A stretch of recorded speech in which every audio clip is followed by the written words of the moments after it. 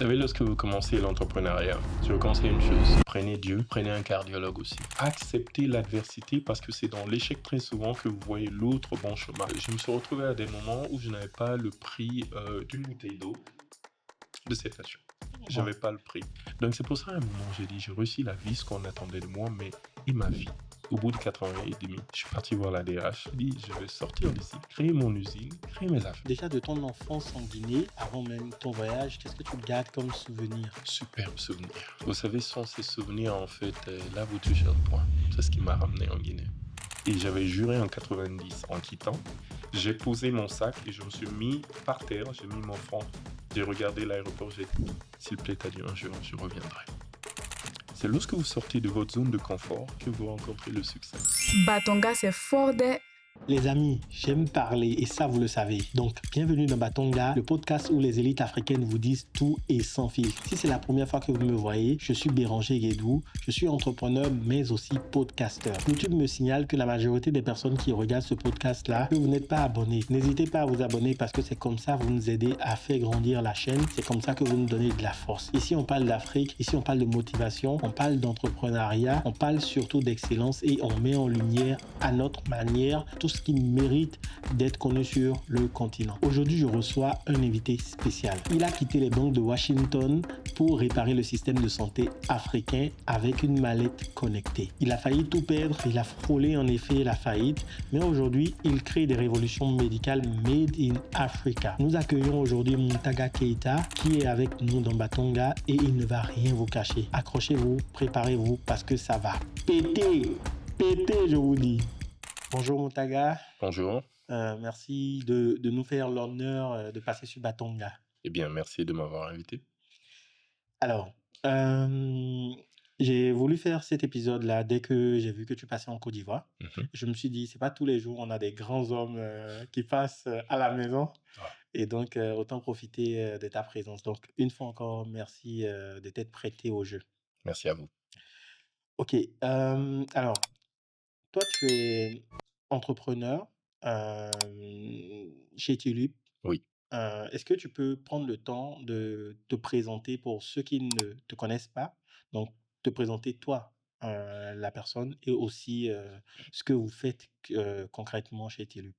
Alors, je m'appelle Muntaga Keita, je suis entrepreneur, je suis fondateur et le directeur général de Tulip Industries. Tulip Industries, c'est quoi? Il y a une définition physique, il y a une définition un peu spirituelle. Pour moi, c'est la matérialisation de mes rêves. Et c'était quoi ces rêves? Pouvoir construire le hardware, le builder, faire son design, le construire ici, chez nous, en Afrique, et l'adapter à nos besoins pour que ce hardware puisse collecter les données dont nous avons besoin et des données qui sont utilisées pour l'IA. Vraiment, c'est de quitter du sol vers le ciel. Commander toute la chaîne, fabriquer, designer, fabriquer tout ce dont on a besoin jusqu'à arriver à l'IA, de par nos propres moyens, de par nos propres outils, pas des outils importés. Voilà, et c'est ce que nous faisons aujourd'hui. À notre actif, nous avons une borne générale, nous avons une borne aussi médicale, tout est breveté à l'OAPI. L'Organisation africaine de la propriété intellectuelle. Nous faisons aussi des designs d'autres modèles tels que la mallette de télémédecine aussi aujourd'hui qui connaît un boom fulgurant, qui est littéralement une clinique ambulante qu'on peut transporter dans une maison et vraiment examiner presque entièrement un être humain et ramener les données directement par télémédecine ou indirectement par courrier sécurisé à un autre spécialiste. Et il y a beaucoup d'autres innovations que nous avons et c'est à chaque fois qu'on finit le concept, qu'on sort le premier, qu'on le brevette et ensuite on passe à la production de masse. Donc il y a une douzaine d'innovations, mais parmi la douzaine, il n'y a que 3-4 qui sont dehors. Ouais, c'est vrai que tu as la bonne... Ça fait un moment que je te suis et je vois que tu as la bonne habitude de breveter tes innovations avant de communiquer en masse autour de ça. Pourquoi? C'est vrai qu'en Afrique, on n'a pas trop, en tout cas, on ne connaît pas trop de personnes qui mettent l'accent sur le fait d'avoir des brevets. Est-ce que ça te vient de ta culture anglo-saxonne ou Pourquoi tu le fais? Oui, lorsque vous regardez aux États-Unis, les Edison dans le passé, tout ce qui ont créé l'Amérique en général, c'était des brevets. Vous Mmh. prenez Tesla, je ne parle pas de l'automobile, mais de la personne même qui avait des milliers de brevets. Et si vous prenez la Chine aujourd'hui, la Chine est le pays qui a le plus de brevets d'innovation ou d'invention. Et ça fait de la Chine le premier pays économiquement, industriellement développé aujourd'hui. Ce n'est pas les États-Unis. C'est Mmh. parce qu'ils ont le plus grand nombre de brevets et cela bloque tout un marché pour eux. Vous Mmh. savez, lorsque vous avez un brevet, par exemple, de l'OAPI, c'est sur 17 pays, c'est sur 20 ans. Donc pendant 20 ans, vous avez une situation, une position de monopole là, sur ce genre d'invention ou d'innovation là, sur ces 17 pays, pendant 20 ans. Vous imaginez le potentiel sur plus de 450 millions d'habitants de cette zone? Mmh. C'est énorme. Alors, lorsque vous bloquez cela, vous enrichissez votre entreprise, mais vous enrichissez votre pays. Mais aussi, si vous décidez d'implanter des usines dans les autres pays aussi, vous enrichissez toute la zone ou un pays. Mmh. Donc, il faut toujours breveter avant même d'en parler. Parce qu'une Mmh. fois ça passe dans le domaine public, vous savez, le brevet, c'est le premier à y aller. Hein. C'est Mmh. pas le premier à inventer, à créer physiquement. Mmh. C'est l'idée qui est brevetée. C'est le concept qui est breveté. C'est pas vraiment la chose matérielle. Donc, pour avoir une très bonne idée d'un produit, vous décrivez. Il y a une façon de décrire. Il y a tout un style juridique qu'il faut utiliser, voire même prendre un avocat pour vous aider ou des conseils à l'OAPI. Mais une fois que vous avez ça très bien sur papier et que c'est approuvé au niveau de votre pays, on envoie à l'OAPI. Dès que vous l'avez, vous avez le brevet au bout de 6 mois, une année. Eh bien, vous pouvez soit vous-même concevoir le produit, soit louer le brevet à une usine qui va Mmh. concevoir pour vous et on vous paye l'adhérente. Mmh. Vous comprenez? Yes. Donc, toute innovation, toute grosse entreprise, si vous voulez vraiment vous enrichir, très souvent, ça part de zéro. Mmh. L'idée. Mmh. Mmh. Tout ce que vous avez à payer, c'est un stylo, puis une feuille de papier. Vous notez l'idée très bien. Une fois que c'est breveté, vous avez le choix. Si vous avez de l'argent des investisseurs, vous buildez la chose. Si vous n'avez pas assez d'argent, vous louez une entreprise qui est capable de faire. Mais Mmh. attention, il y a des pays qui cassent le brevet, qui n'acceptent pas.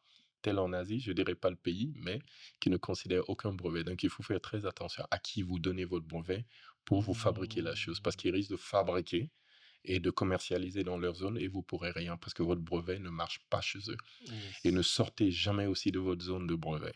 C'est Mmh. comme une couverture radar militaire. Ouais. Une fois que votre avion de chasse sort de la couverture, elle est exposée au missile. Et c'est comme ça. Ouais. Donc, il faut très bien réfléchir avant de sortir un produit, avant de sortir une idée, parce qu'on a tous la même idée en même temps, Mmh. lorsqu'on est exposé aux mêmes faits. C'est le premier à mettre sur papier. Allez, c'est celui-ci qui gagne. D'accord, très intéressant. Donc on peut s'amuser, à aller breveter Mais il y a des centaines de ensemble. brevets déposés qui ne voient jamais le jour. Oui, non, en gros, c'est quand je pense à toutes ces innovations-là qu'on voit, et qui ne sont pas encore appliquées en Europe, enfin Mhm, en Afrique. mhm. Est-ce qu'on peut aller, s'amuser à breveter pas mal de choses ou bien il faut qu'il y ait vraiment, un truc développé derrière? Oui, vous n'avez pas besoin de le développer physiquement, mais si l'idée est mûre, si le concept est, disons, révolutionnaire, c'est-à-dire ça change les choses, ça apporte quelque chose, c'est impactant, eh bien, vous soumettez à l'OAPI local dans votre pays, qui relève souvent du ministère de l'Industrie. Eux regardent la pertinence. Si juste que c'est assez bon, ben, vous payez les droits qu'il faut. Ils envoient tout le dossier à l'OAPI au Cameroun. Eux, ils regardent, ça peut prendre 6 mois, un an. Mmh. Moi, j'ai de mes brevets qui a quand même pris 1 an et demi. Mmh. S'il statue que vraiment ça en vaut la peine, c'est bon. Mmh. Mais je vous dirais, brevetez, envoyez toujours, vous ne savez pas. L'idée la plus, entre guillemets, bête qu'on croit bête, peut être la meilleure idée au monde. Mmh. Prenez Uber, prenez Yango. Il y a 20 ans de ça qui aurait pensé à ça. J'ai quitté l'Amérique en 2013, mais il y avait pas de Uber. Mmh. C'est lorsque je repars récemment en Europe, on parle d'Uber. Pour moi, c'est nouveau, je connaissais pas quand j'étais là-bas. Pourtant, Mmh. j'ai fait 23 ans. C'était une idée saugrenue. Si on me parlait de ça en 99, partage j'aurais dit ça va pas marcher. Yes. Et ça a marché. Yes, yes, yes. Voilà. Tout à fait. Donc, il faut breveter et se préparer. Yes. Et du coup, toi, tu es un entrepreneur qu'on commence à voir un peu partout. On t'a vu dans des podcasts, qui ont eu beaucoup de succès. On t'a vu aussi à la télé. Mais derrière cet entrepreneur, ce qu'on veut savoir aujourd'hui, c'est un peu l'homme. J'ai compris qu'à un moment de ton parcours, tu es parti de l'Afrique et après tu es revenu. Avant, tu vivais où? Alors, l'Afrique, d'abord, j'étais en Guinée jusqu'à l'âge de 13 ans. Et vous savez, en 90, j'ai tout fait. J'ai chauffé les parents vu que mon grand frère venait de partir en France 1 an auparavant. Alors moi aussi, c'est la France, je vais y aller. Mm. Et on voyait la Tour Eiffel à la télé. C'est Ouais, le rêve hein, de tout ouais, Africain, surtout dans le temps. Hein. ouais. La photo Maintenant, à côté de la Tour Eiffel. ben, justement, moi je croyais que l'appart de mon frère, c'est en bas de la Tour Eiffel, des choses comme ça. Tu arrives, tu es dans une banlieue, Rony-sous-Bois, tu dis, oula, c'est pas à ça que je rêvais. Et tu Ouais. commences à regretter, mais trop tard. Mais ensuite, j'ai fait ma vie quand même en France, l'adolescence, jusqu'à l'âge de 24 ans, hein, presque 25 ans, j'étais là-bas. Le lycée, l'université, Donc, Paris 12, 5. 12, 13 ans, quoi. J'ai quand même fait 11 années, de Ok. 90 jusqu'en 2001. C'est après September 9, 11, là, Yeah. le 11 septembre, que j'ai quitté. Hein. Vraiment, sur un coup de tête, j'ai dit, c'est bon, l'Occident, j'en veux plus, c'est bon. Je suis rentré en Guinée Mm. pour ne plus y bouger. Mais la Mais attends, famille. quand tu as quitté Paris, tu as fait combien de temps à Paris avant de partir aux États-Unis? J'ai fait 11 ans à Paris, je suis rentré en Guinée pour ne plus repartir nulle part. Ah, D'accord, je ne voulais plus de l'Occident. Le modèle n'était pas mon modèle pour moi. d'accord. Mais une fois arrivé en Guinée, j'avais mes sœurs ayant vu la difficulté qu'on avait à Paris, Mm. elles ont choisi l'Amérique. Donc, elles avaient déjà fait la green card, la Mm. loterie et tout et tout. Ma petite Yes. sœur aussi, elle a décidé de suivre la grande sœur. Ouais. Donc, elles m'ont quand même apporté que l'Amérique, c'est différent. Elles m'ont dit, frère, il faut venir, hein, c'est Mm. différent de la France, Mm. tu risques de trop aimer même. J'ai dit, non, non, c'est pas pour moi, c'est bon, capitalisme. Moi, je suis plus Che Guevara, Ouais. l'argent, c'est... Je critiquais l'argent. Ouais. J'ai forcé maintenant l'ambassade des États-Unis en Guinée, et bizarrement, je dirais bizarrement, j'ai été refoulé 8 fois. La première fois, j'ai tenté le visa en Guinée. Pourtant, j'avais tous les papiers, l'argent assis, un compte en banque des parents aux États-Unis, assez pour payer 3 ans d'études, 4 années sans problème. M'a rejeté. Deuxième fois, refoulé. Troisième fois, refoulé.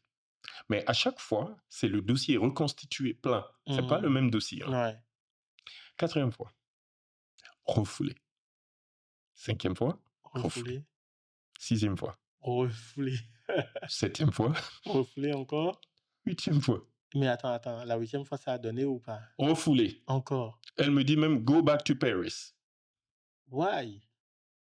Parce qu'elle avait vu que j'avais fait Paris, elle a dit go back to Paris. Après, elle fait next. Le next même m'a poussé pour prendre sa place. Attends, du coup, C'est-à-dire, de repostuler depuis Paris ou non, non, bien... non, non, non, non. C'est-à-dire, tu étais à Paris, Oui, tu veux le visa américain, oui. ben on te donne pas. Si tu veux, rentre à Paris. C'est comme ça. Go back to Paris if you want. J'ai tenté la 9e fois. Ça a marché. Mm. Parce qu'en fait, elle, la dame, c'était la vice-consul. Mm. La 9e fois, je suis tombé sur le consul. Mm. Lui, dès qu'il a vu le dossier, l'argent est là. Les études à Paris, c'est là. Ouais. Et en plus, en France, surtout au lycée, j'étais tout le temps premier de ma classe, machin, toujours élève dans les bibliothèques et autres. Le droit m'a pas trop réussi, d'accord, mais j'ai tapé mes 4 années et demie. Mm. Il voit l'argent, il voit ça, il voit l'université là. Il dit, give him. Donc, ça a été le miracle. Comment ça se fait une personne assez... J'étais très structuré dans le passé aussi. On refuse 8 fois. Et pourtant, je voyais des gens devant moi quand il s'est passé facilement. Et je savais, eux, ils allaient pour faire du n'importe quoi. Mm.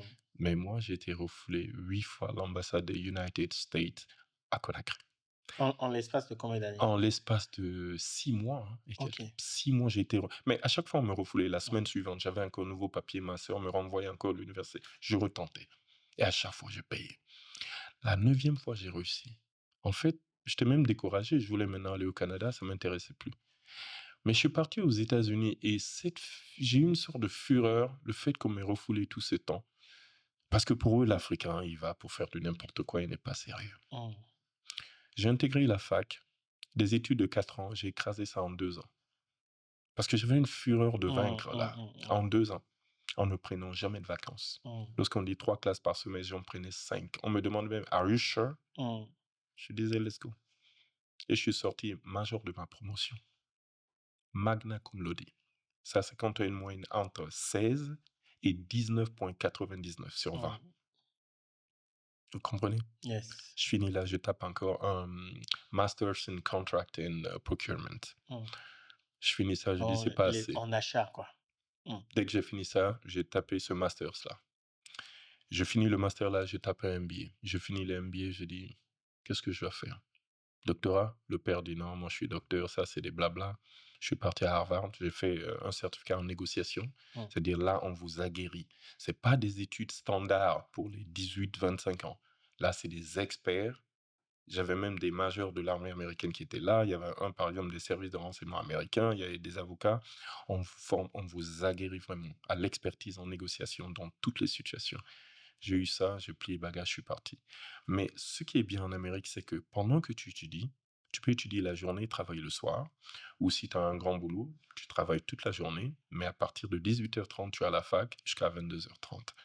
Donc ça m'a vraiment permis de faire ça. Donc je n'ai vécu que pour le travail, les études là-bas, jusqu'à la fin. Pas de vacances, pas le temps pour ça. Et du coup, quand tu décides, non, déjà de ton enfance en Guinée, avant même ton voyage, qu'est-ce que tu gardes comme souvenir? Superbe souvenir. Vous savez, sans ces souvenirs, en fait, là, vous touchez un point. C'est ce qui m'a ramené en Guinée. Lorsque vous grandissez en Afrique, vous ne valorisez pas certaines choses qui sont cruciales, comme être en famille, avoir des fous rires avec des cousins, les frères et sœurs, euh, se laver sous la pluie.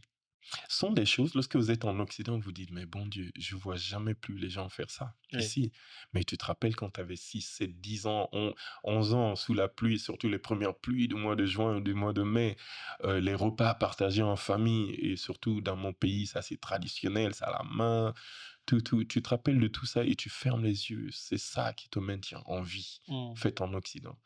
Ces souvenirs d'Afrique, de l'enfance.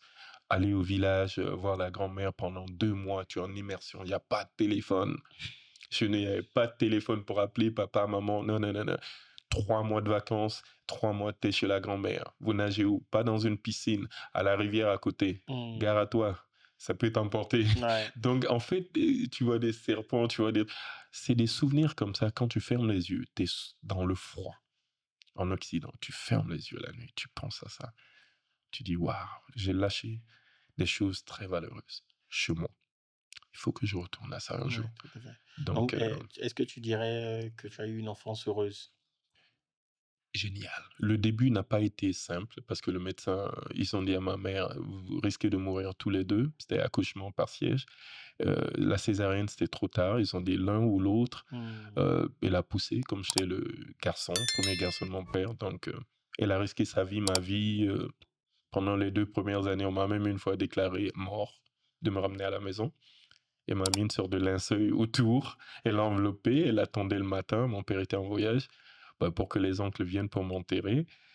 Et bizarrement, les grands draps en laine à l'ancienne, là, peut-être que ça m'a fait un électrochoc, la chaleur, je sais pas. J'ai dit merde, il faut que je sorte de ça, quoi. J'ai Sérieux? bougé. Elle s'est rendue compte que j'étais en vie. Elle m'a ramassé. Elle a atterri à l'hôpital comme une villageoise. Et là, un médecin très gentil, le médecin-chef, a décidé de lui donner une cabine et puis tout, parce qu'il a eu assez pitié. Et puis voilà. En fait, mon père avait un très grand job, donc ça le maintenait hors du pays très souvent. Il s'occupait du pétrole dans le pays. Voilà, des forages pétroliers, tout ça. Mais on était au moment du communisme, hein, c'était la Corée du Nord. Tous ceux qui connaissent la Guinée de 58 ans 84 savent que tu ne sors pas si tu n'as pas autorisation spéciale du président ou des choses comme ça. Donc, il n'était souvent pas là. Et donc, moi, j'ai dû faire une, je sais pas, crise de septicémie peut-être, parce que j'avais des infections. Voilà, donc au début, ils ont dit, vous risquez de mourir, vous et votre fils. J'ai survécu. Une autre fois, à l'âge peut-être d'1 an, on lui a dit, bon, dites à cette femme, le diagnostic est fatal, elle a perdu son bébé. Attends. Ah ben oui. Donc, tu t'es retrouvé t'étais malade et tu t'es retrouvé à l'hôpital, J'ai fait une crise. d'accord? À l'âge de 1 an comme ça, ma mère m'a pris très rapidement. Elle a couru à l'hôpital en tapette parce qu'on n'était pas trop loin de l'hôpital, à 1 kilomètre. C'était peut-être 5 heures du matin. Et les médecins ont regardé, ils ont dit, bon, diagnostic est fatal, il n'y a pas de pouls. Voilà, dites à cette dame, croyant qu'elle était illettrée, alors qu'elle est sage-femme. Mais vu comment ils l'ont vu venir en urgence, ils se sont dit, ah, ça, c'est une pauvre illettrée, elle parle pas français. Ils se sont parlé entre eux, ah, dites à cette femme, diagnostic fatal, il n'y a rien à faire, elle a perdu son bébé. Ah Elle a ouais, entendu vite fait, elle m'a pris, elle est partie, elle a pleuré toutes ses larmes. ouais. Elle a mis dans le grand drap pour ne pas que ça sente, attendant le matin pour avertir les oncles, les frères du père, parce qu'en Afrique, traditionnellement, le bébé appartient au père. Ouais, Bah, c'est là que ça a commencé à bouger. heureusement. Voilà. Dans ma tête, maintenant, je dis, eh, quand même, il faisait peut-être chaud dedans. Ouais. Ça a commencé à bouger. Et elle dit, elle a eu la peur de sa vie parce qu'elle était encore jeune. Je crois qu'elle avait 22 ans, comme ça, peut-être. Donc, elle s'est dit, peut-être c'est le fantôme qui sort. Maintenant, elle est seule dans l'obscurité et ça bouge. Les médecins ont dit qu'il est mort. Ah ouais. Bah, elle a chuté avec son pied, avec toute la peur, parce qu'elle a d'abord crié pour que les gens viennent de l'annexe, la maison annexe, pour venir aider. Personne n'est venu. Elle a chuté, je me suis déroulé en sueur, je pleurais. Ah ouais. J'étais en vie. Elle m'a pris. Mais tu m'étonnes que tu sois un battant, en fait. Bah, écoutez, peut-être que c'est là que j'ai appris la résilience. Ouais. Mais pour moi, la résilience, c'est... En fait, quand tu n'as pas le choix, you push forward. Mm. You cannot go backward. You Ouais, push forward. C'est-à-dire, absolument. à chaque fois où vous vous dites, j'ai l'autre option, vous n'avancez pas. Mm. C'est ce qui fait que les enfants de nantis, les enfants de riches, très souvent, c'est pas tout le temps qu'ils réussissent. Mm. Surtout lorsqu'ils vont en Occident, Ouais. ils réussissent pas très souvent. Mm. Les enfants de pauvres réussissent beaucoup plus. Parce que l'enfant de nantis dit, bon, si ça marche pas, je m'en fous, je retourne. Moi, c'est ce que, peut-être à Paris, quand le droit était trop compliqué, je dis, je m'en fous, mes parents, assez, je rentre en Afrique, je reprends de leur boîte, leur Mm. société, puis je le fais. Mais une fois arrivé aux États-Unis, je me suis dit, non, là, je n'ai aucun choix, je dois me construire. Mm. C'est une obligation. Mm. C'est là que j'ai avancé de façon exponentielle. Donc, à chaque fois, vous dites, je n'ai aucun choix, je dois y aller. Ah là, vous faites des miracles. Ah ouais, ah ouais. Voilà, Ouais, on ouais. appelle ça très souvent death ground, Yeah. c'est-à-dire la zone de mort. Si vous acculez quelqu'un normalement jusqu'au mur, qu'est-ce qu'elle peut faire? C'est Mm. repousser. Ouais.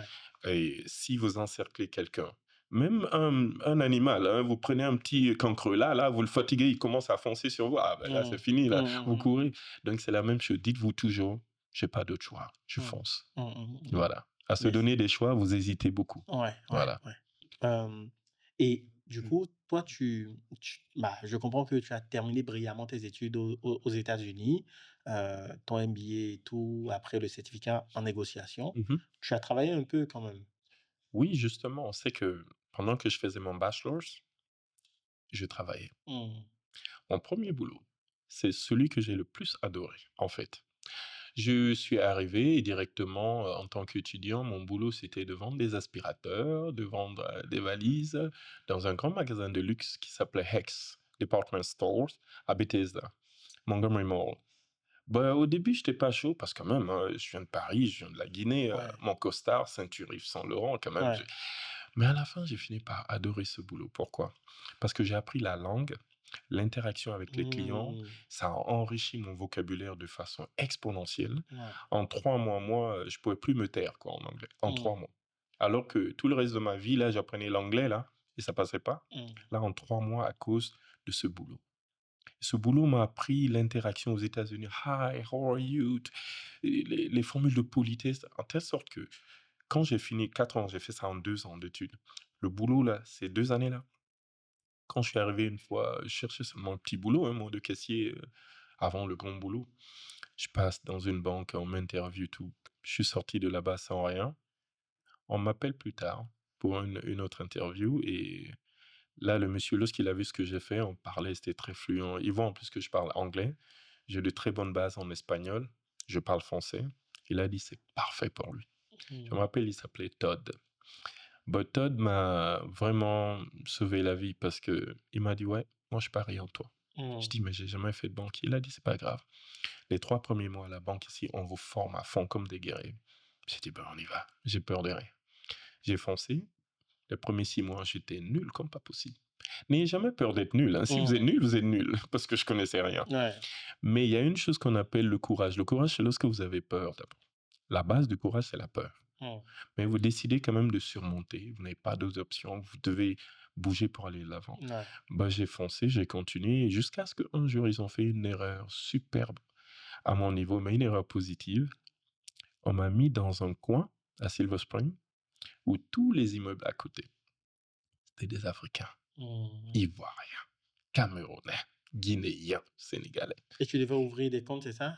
Ouvraient des comptes, oui, banquier, j'avais mon bureau Ouais. et tout mon portefeuille de clients. Donc tous ces gens sont aperçus, oui, on a un frère africain dans la banque. Oh mon Dieu. Lorsqu'on vous demandait d'ouvrir 2 comptes, d'avoir 2 clients sérieux par jour, moi j'en avais 45. Ah ouais. C'est-à-dire, je quittais qu'à 20h. Tout le monde me disait au revoir à 17h à la banque. Moi, j'étais là encore à charbonner seul dans l'obscurité. Jusqu'à ce qu'un jour, on m'a dit, l'alarme s'enclenche automatiquement à 21h, donc barre-toi à 20h30. Sinon, c'est les flics qui vont venir Tu sortir de... te sortir Ouais. d'ici. C'était génial. Je me suis retrouvé tout d'un coup de nul pendant les Ah, premiers celui 6 qui mois explose. au troisième meilleur banquier de toute la sous-région Virginie, Maryland, Washington, D.C. On appelle DMV, D.C., Maryland, Virginia. J'étais le troisième meilleur banquier à Bank of America. Ah ouais. Vous comprenez? Ouais. Et de là, maintenant, les autres banques aussi te volent très vite parce que Ouais. ta cote est montée. Ouais. Ah, j'étais même un peu arrogant, voilà, c'est l'Africain parigo qui vient Ouais. là et qui commence à percer. Mais vous voyez comment vous pouvez être nul dans un coin. Pourquoi? Parce qu'on me mettait dans des zones d'Américains puristes, conservateurs, que des républicains. Eux, quand ils voient un noir, ils pensent au brouteur. Ouais. D'accord? Donc, ils te font pas confiance, ils vont vers l'Américain blanc de souche. Mais après, on te déplace dans une zone où toi aussi, les gars ne veulent pas voir un banquier Ouais. américain, mais ils Ouais. veulent voir un Africain. Ouais. Vous parlez d'Attiéké, vous parlez Ouais. de Tchèpdjen, Ou de la famille. voilà, de la Ouais. famille. Et Ouais. moi, c'était comme ça. Je parle de la famille avant d'ouvrir ton compte pour te connaître, know your customer. C'est génial. C'est là que j'ai percé dans la banque. Hmm. Et le soir, j'allais étudier. Hmm. Donc, c'est ce que j'ai Mais, fait jusqu'à directeur de banque. ah ouais. Voilà, Directeur de banque. à la SunTrust Bank. Ça gagne beaucoup, ça? Disons, regardez, jusqu'à la crise financière de 2000, qui a commencé en 2007 en fait, mais c'est en 2008, les médias ont commencé. Mais nous, Ouais. on voyait ça. Jusque-là, je peux vous dire, en 2005, 2006, 2007, le salaire de base est de $4000, ok? Hmm. Mais les commissions, vous êtes entre $22 000 et jusqu'à $500 000 le mois. Le mois. Ça dépend comment vous vous décarcassez. Donc, comment je me retrouvais à $22 000, pour moi, j'étais le plus pauvre parmi Hmm. mes autres collègues, quoi, quelquefois. Il fallait taper 75 000, $100 000 le mois. Bon, bien sûr, moins 30, 40% Oui. de taxes, hein, Pour l'État l'État. Ouais. là-bas, Ouais. capital gain, Ouais. on te fracasse ça presque à moitié et tu Hmm. gagnes. Mais le brut, c'était Les- ahurissant. Ouais. Donc là, ça m'a permis d'avoir assez de cash pour payer mes études, ne pas Ok. prendre de dettes. Parce que tout Américain qui a fait des études est pauvre. Les avocats américains qui finissent leurs études, les médecins américains sont les plus pauvres pendant au moins 10, 15, 20 ans. Avant de... Parce qu'ils ont des dettes de $200 000, $300 000 déjà. Ben moi, j'ai pu payer. Ah ouais, Zéro super. dette. Super. Voilà. Et du coup, toi, tu es directeur de banque. Tu... Attends, ne me dis pas que c'est la crise des subprimes qui a fait que tu es rentré en Guinée. Non, pas du tout. Là, c'était la bonne période, jusqu'en 2007, fin 2007. Oui. 2008, on s'est tous retrouvés au chômage. Hmm. C'est-à-dire les banques vidaient. On ne gardait que les Américains de souche. Ouais. Maintenant, comme banquier, tout ce qui était africain, asiatique, pourtant on était les meilleurs banquiers. On nous a tous éjectés. Donc, on est resté là période de 10 mois. Mais on avait fait assez de plaintes, nous. Nous, on ne se Ouais. plaignait pas. Hein. Ouais. Mercedes, sortie d'usine garée, appartement. On ne se plaignait pas parce qu'on avait des réserves. Et j'étudiais en plus en même temps. Maintenant, c'est à partir de 2008, j'ai pivoté dans une autre banque hyper facilement. Là aussi, 2 ans après une autre banque, SunTrust Bank. C'est par exemple, eux sont devenus Truist Bank aujourd'hui. Mais SunTrust, c'est eux qui avaient par exemple dans leur coffre Atlanta la formule de Coca-Cola. Hmm. Donc, c'est une banque du Sud qui est montée au nord. Donc, c'est là-bas maintenant à Rhode Island Avenue. C'est en plein Washington, D.C., à 2 km du Capitole. Hein. C'est là-bas que j'étais. Voilà. Dans le management. Et c'était superbe. Mais c'est de là-bas que j'ai démissionné pour aller à Harvard. J'ai D'accord. fini à Harvard, je Ok. suis rentré Ok. maintenant. Ok. Voilà. Et quand tu décides de rentrer, tu rentres à quelle année exactement? En 2013, le 30 D'accord. juin Ok. 2013. 2013. Et pourquoi quelqu'un qui gagne bien sa vie, en plus c'est dans un poste de management d'une banque, tu vois, ici, là, en Afrique, en général, être en banque, travailler pour une banque, c'est le Saint Graal. Et donc, toi, non seulement tu travailles pour une banque aux États-Unis, mais tu gagnes extrêmement bien ta vie. Pourquoi tu décides de tout sacrifier pour rentrer en Guinée? En fait, il y en a qui vivent pour gagner de l'argent, qui n'aiment que ça. C'est bien, chacun a ses motivations. Hum, Il y en a d'autres qui voient la vie un peu différemment. À l'origine, j'étais plus moi, Che Guevara, hum. plus communiste, partager au lieu d'accumuler seul. J'ai atterri dans la banque. Je suis passé de révolutionnaire communiste à pur Capitaliste. capitaliste, c'est-à-dire je pouvais vous vendre votre bague, votre montre à Ouais, vous-même, sans vergogne, quoi. ouais. Mais à un moment, vous vous rendez compte que j'ai fait tout ça, la famille au pays, tout le monde est aux anges. J'avais réussi la vie, ce qu'on attendait de moi. Hum, Bonnes études, il continue encore, il a percé, il a des clients. Une de mes clientes, par exemple, j'ai deux clients. Un de mes clients, c'était par exemple le Mr. Bolton, celui qui a la grosse moustache, la lunette, là, hum, l'ancien conseiller de Trump, c'était mon client. hum. Il y avait une autre, Mary-Hélène Woodrow, elle, c'était une vieille qui était, euh, je peux dire, celle qui avait sa signature Treasurer of the United States sur tous les billets de dollars de 91 jusqu'en 2000. C'est Bush, deuxième, qui l'avait même. Donc j'avais toutes ces prestigieuses personnes. Mais à un moment, vous vous rendez compte, j'ai réussi la vie, ce que tout le monde attend de moi, mais ma vie. Est-ce que vous savez que moi, lorsque je rentrais chez moi en tant que banquier, j'enlevais ma cravate, je la jetais là, je rentrais dans ma cuisine, au lieu de me faire à manger, je prenais un couteau de cuisine et je commençais à fabriquer le drone. Hum, Moi, j'ai commencé le concept de drone en l'an 2000. J'étais à la fac de droit, je m'ennuyais à mourir dans cette fac, à parler de l'histoire de Charlemagne et d'autres hum, choses. Droit administratif, ça ne m'intéressait pas. Mais je dessinais une roue, deux hélices contrôle-rotatifs hum, et un système de caméra avec gimbal en base qui permet de hum. pitch-io, qui permet de réguler la Ouais, de caméra, peu importe la stabiliser, direction, quoi. de stabiliser. Ouais. Moi, j'avais ce concept-là en l'an 2000, avant même de quitter la France. Donc, arrivé aux États-Unis, je savais là-bas, je pourrais avoir les composants, je ne pensais qu'à ça. En fait, ça, c'était mon love, mon Hum, kiff, mon amour. C'était ça. Je m'en fichais de tout, mais ça, j'adorais. Donc, tout le reste, je faisais pour que la famille, tout le monde soit à l'aise. Donc, c'est pour ça, à un moment, j'ai dit, j'ai réussi la vie, ce qu'on attendait de moi, mais et ma vie, ce que j'aime au fond. Donc, j'ai décidé de tout casser et de rentrer au pays, parce que j'avais toujours ces souvenirs d'enfance que le pays, c'est mon berceau. hum, Je sais que je vais y réussir. Et j'avais juré en 90, en quittant, j'ai pris Air Afrique. Lorsque je suis venu sur le tarmac en montant les escaliers, mon oncle m'accompagnait à Paris. J'ai posé mon sac et je me suis mis par terre, j'ai mis mon front, j'ai regardé l'aéroport, j'ai dit, Inch'Allah, s'il plaît à Dieu, un jour, je reviendrai. Et je me rappelle les gens qui disaient, au revoir, va, va, va. Parce que de l'aéroport, on pouvait vous voir, vous pouvez aussi les voir un peu de loin. Il y avait une terrasse en haut. Donc j'avais juré de revenir et là, la mangue était mûre. J'ai dit, je rentre. Je n'ai rien à perdre. J'ai assez de bagages, assez de moyens financiers pour rentrer, m'établir.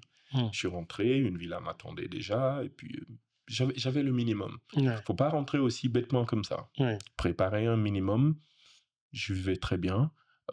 Bien sûr, mon ex-femme était toujours aux États-Unis, mon fils, mais je sentais que c'est en Afrique ma vie. Et je crois que maintenant, je réussis ma vie. Hum, Pas celle que les gens attendent de moi, mais qui est dans ma tête, celle que hum, je voulais. hum. Je peux travailler jusqu'à 5 heures, 6 heures du matin. Je sens la fatigue physique, mais mon cerveau n'est pas encore. Ouais. Tu es, Voilà, tu je es sens content, quoi. Tu pas es dans que je ton fais un élément. effort, quoi, voilà. Hum, hum. Je suis vraiment Nemo, le petit poisson dans l'eau, Ouais. dans l'océan. Ouais. Mais du coup, quand tu décides de rentrer, est-ce que tout de suite tu as commencé à entreprendre ou tu as pris un job temps plein Non. d'abord? C'est-à-dire, lorsque vous arrivez dans un environnement qui a changé, de 90 à 2001, à 2013, l'environnement avait changé, bien sûr. Les acteurs sont plus pareils. Il fallait observer ce qui se passait. J'ai essayé d'intégrer le gouvernement et je m'appelle d'un commentaire d'un haut placé dans le gouvernement à la présidence a dit à un membre de ma famille, bah, ton frère avec un diplôme de Harvard, ça nous reviendrait trop cher. Hum, Mais ils ne savaient même pas que moi, j'étais prêt à travailler par mois pour $200 parce que hum, je n'avais pas besoin, eux, de leur argent, mais seulement de faire entrer ma tête et puis s'aimer un peu les connaissances que j'ai. hum, Surtout, par exemple, pouvoir rentrer dedans, former une équipe de négociateurs de hum, pays. Le hum, pays n'en a pas. La République de Côte d'Ivoire a une équipe de négociateurs que moi, j'ai vu en Afrique du Sud. hum, Mais vraiment, c'est comme des footballeurs américains. hum. Parfaitement bien structurés. Nous, on n'en a pas. Donc, c'était de former des choses comme ça, transmettre toutes mes connaissances. Bah, ils m'ont snobé.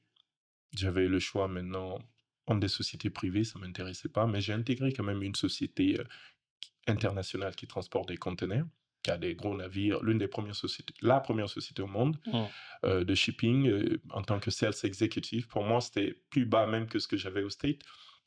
Le salaire était très confortable. Je vivais bien en Guinée, mais au bout de 4 années et demie, j'ai fini par comprendre comment le pays fonctionne. C'est là, les usines, tout s'est démystifié dans ma tête. Tout s'est désacralisé parce que je rendais visite aux grands patrons d'usines. Je voyais les outils qu'ils avaient. Je savais là où ils importaient leurs matières premières. Je voyais les difficultés qu'ils avaient parce qu'ils m'en parlaient tout le temps. Là, je me suis dit, mais attends, je peux créer mon usine. C'est pas aussi complexe que ça. Yes. Une usine, en fait, c'est quoi? C'est lorsque tu passes de l'artisanat à la production de masse. Et tu essayes de faire à ce que tu aies des gabarits. Et donc, ta production, elle est standardisée.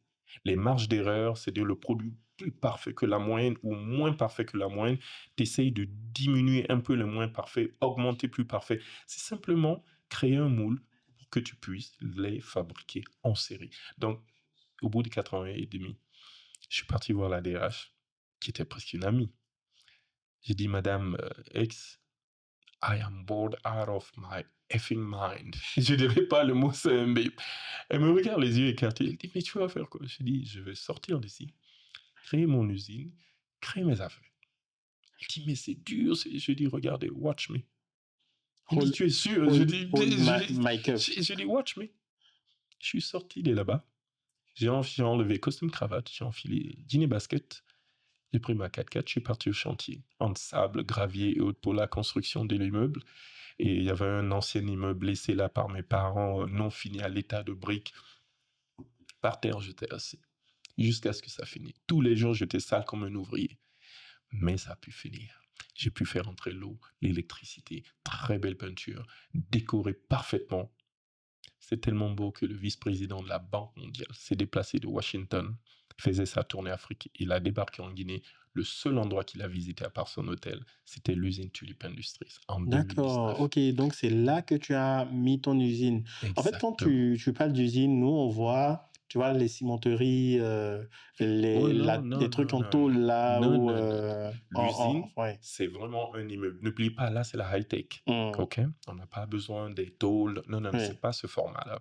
Nous, l'usine, il y a plusieurs départements. mm, Dans les sous-sols, vous avez tout ce qui est soudure, tout ce qui est salissant un peu, peinture, la déco des bornes, par exemple, tout ça, tout ce qui est salissant. Vous montez, par exemple, au rez-de-chaussée, bon, là, c'est pour les gens qui rentrent, mais au premier niveau, vous avez tout ce qui est département électronique. C'est là où on fait tous les assemblages, les tests, c'est là où on se brûle les doigts, c'est là où on fait la R&D, on a tout un laboratoire là-bas pour tester les nouveaux matériaux et tout. Les études sur le Kevlar, le Nomex, les fibres de carbone, les 3K, les 12K, les différences, tout. C'est là-bas, en fait. Après, vous partez à l'administration. Ça, c'est au deuxième étage, plus de 300 mètres carrés. Là, vous avez les développeurs informatiques, vous avez tout là-bas. Et vous avez ceux qui s'occupent des réseaux aussi, sécurisation du réseau et tout, cyberprotection. Vous montez en plus, encore, là, vous avez les salles de formation. En fait, chaque étage a son truc, jusqu'au dernier qui est un restaurant pour l'usine. Mais l'avant-dernier, c'est mes bureaux et puis une très grande salle de sport mm. pour que les employés puissent vraiment avoir un écosystème parfait. Travailler dans un écosystème parfait. Vous finissez le travail à 15 heures, vous partez faire votre sport pendant 2 heures de temps. Même à midi, la pause, on peut faire du Tout, sport, quoi. c'est là-bas. Tu peux Ouais, faire ton sport. Mais si tu décides de faire du sport, je te laisse finir à 15 heures. ouais, ok. OK? Comme ça, tu as 2 heures de temps pour le faire. Parce Mm, que si je dis 17 heures, les gens sont lessivés. ouais, Et là, à 15 heures, ça pousse tout le monde aussi à vouloir faire le ouais, sport. ouais, Donc, à un moment, c'était bourré. La capacité, mes salles de sport peuvent prendre jusqu'à 30 personnes en même temps. ouais. Mm. Donc, c'est là que ça a vraiment donné. Bon, maintenant, après, il y a eu des hauts et des bas avec le coup d'État, la Banque Ouais, mondiale qui se retire, et c'était eux nos premiers clients. ouais, Mais ça, c'est la vie. ouais. Voilà. Ok, bah super. Et déjà, c'était très, on va dire, révolutionnaire et très visionnaire de ta part, tu vois, de construire ce truc-là et te dire, sur chaque niveau, je mets Je mets un quelque truc chose différent. d'intéressant, Ouais. comme par exemple ces salles de formation. Très souvent, vous savez, au mois de mai-juin, nous avons beaucoup de demandes de stagiaires des universités. On peut les placer là, par exemple, mieux les former. Ce sont des grandes Hmm. salles qui peuvent prendre 6 à la fois avec des grands téléviseurs LED, tout. On peut mieux les former. Et si on a aussi des logiciels à développer qui demandent beaucoup plus d'environnement calme, les développeurs aussi peuvent aller là-bas Travailler, ouais. pour l'intégration des logiciels aussi, tout ça, tout ce qui est confidentiel. Mais ensuite, on a un département qui est audiovisuel maintenant. Pourquoi? Parce qu'il y a des logiciels, par exemple, il y a un concept de tulipe, tel que la borne pour les agriculteurs, qui est une borne Ok, avec... ok, oui, tu enregistres des cours, du coup, c'est ça, et que tu les intègres dans la bande, c'est ça? Exactement, mais Hmm. en langue locale. Ok. Parce que tout le monde pense que ouais, l'Afrique doit se développer par l'éducation, entre Hmm. guillemets, formelle occidentale. Ouais. Non, Ou non. anglo-saxon. On doit utiliser nos langues. Ouais. On n'a pas le temps de développer 70% des Africains qui aillent... Non, il nous faudrait 20-30 ans là. Hmm. Mais on peut utiliser nos langues. Par exemple, moi j'ai des vidéos sur la borne agricole, Hmm. des tomates, Hmm. comment les semer, comment bien cultiver, comment les récolter, les maladies des tomates. Mais en Peul, en Soussou, en Malinké, toutes ces langues locales. Hmm. Si c'était ici, ce serait en baoulé, toutes les autres langues de Ouais. la Côte d'Ivoire. Ouais. Vous cliquez là-dessus, vous pouvez apprendre dans votre langue. Voilà. Hmm. Et quand tu rentres du coup en Afrique, Mhm. euh, quelle, est- quelle fut ta plus grosse désillusion par rapport à cette idée-là de l'Afrique berceau que tu te faisais avant de venir? En fait, j'ai pas eu de désillusion. J'en ai pas encore eu. Hmm. Pourquoi? Avant de rentrer, avant d'aller quelque part, il y a une préparation mentale à faire. La plupart des gens, ils jumpent dedans. Ils se disent, ah, je vais me débrouiller. Attention, attention. Il faut très bien réfléchir. Il faut toujours continuer, mais il faut réfléchir aussi là où vous mettez vos pas. Je me suis d'abord, depuis 2009, j'ai commencé à retourner au pays dans ma tête. Pourtant, c'est en 2013 que je suis arrivé. J'ai Hmm. commencé à regarder la RTG, par exemple, les nouvelles, pour m'imbiber. Comment ça se passe? Les problèmes de saleté dans les quartiers, les problèmes des hôpitaux qui ont des problèmes. Donc, je regardais la télé. Donc, mon corps était aux États-Unis, mais le soir, dans ma tête, j'étais en Guinée parce que je voyais tous les problèmes quotidiens. Donc, quand je suis arrivé en Guinée, j'avais zéro surprise. Ouais, tu n'étais Parce que pas je déraciné, n'étais quoi. pas du tout déraciné. Hmm. Donc, j'ai pris quelques années pour me réimbiber pour revenir. Et quand je suis revenu, dès qu'on me disait, ouais, mais ici, c'est ça, j'ai dit, ben, c'est normal. Hmm. Le niveau de développement ne nous permet pas encore, mais il faut évoluer. Donc, les gens disaient, mais toi, tu t'en fiches de tout. J'ai dit, non. Dans ma tête, je suis redevenu guinéen depuis quelques années avant même de revenir. Ouais. Mais tu n'as jamais eu envie de repartir à un moment donné? En fait, voici le problème. Les gens me disent, mais si ça marche pas, tu retournes. Retourner où? Moi, je suis retourné là, en Afrique. C'est ici mon cordon ombilical quand je suis né est enterré. C'est là que je veux est enterré. Donc c'est là que je veux être enterré. Vous comprenez? Retourner le côté non, ce serait prendre un poisson de l'océan et le mettre dans un aquarium. Je suis désolé, vous pouvez durer 30 ans, 40 ans en Europe. Vous serez un bout de bois dans l'eau, vous serez jamais un caïman. Hmm. Ça, je peux vous l'assurer. 23 ans. En fait, lorsque j'étais surtout en Europe, j'observais tous les tontons. Quelquefois, c'est par malheur, ils sont partis là-bas dans le passé. OK? D'autres, c'était pour des opportunités meilleures. Mais j'ai remarqué que la plupart d'entre eux n'ont pas bien fini. Ils ont fini avec des enfants totalement déracinés, Ouais. mariés ailleurs, perdu la culture du pays totalement. Eux, ils ont fini très souvent déprimés. Ils ont fini très souvent seuls chez eux, si même on ne les met pas dans une EHPAD. Alors qu'en Afrique, quand tu vieillis, tu gagnes de Tu es la valeur. entouré. Ouais. C'est comme on dit en France, le vin rouge Ouais. gagne de la Ouais. valeur quand ça Hmm. vieillit. Hmm. Ben, en Afrique, c'est l'inverse. Plus t'es vieux, plus t'es respecté. Hmm. Je le sais en tant qu'entrepreneur, quand Hmm. je vais avec mon, euh, mon assistant, mon consultant, mon coach, mon père, qui est en même temps mon associé en affaires, Hmm. ben, c'est lui qu'on reçoit avant moi. Et à chaque Hmm. fois, il dit, ben, c'est lui le DG. C'est toi Oui, l'assistant. voilà. À chaque fois, il dit, c'est lui le patron. Moi, il me paye un salaire. Mon père, à chaque fois, il dit, c'est lui qui me paye mon salaire. Donc on me met devant. Parce Ouais. qu'en Afrique, on valorise plus les vieilles personnes que les jeunes Ouais. personnes. Ouais. Ça, vous pouvez faire un test, un Ouais. blind test. Ouais. Mettez une personne assez âgée, barbe blanche, en grand boubou, Ouais. qui descend d'un 4x4. Vous prenez un patron, Ouais. multimilliardaire, jeune, bah, c'est le grand... Bah oui, Voilà. Même le évidemment. portier, c'est aux vieux qu'ils ont.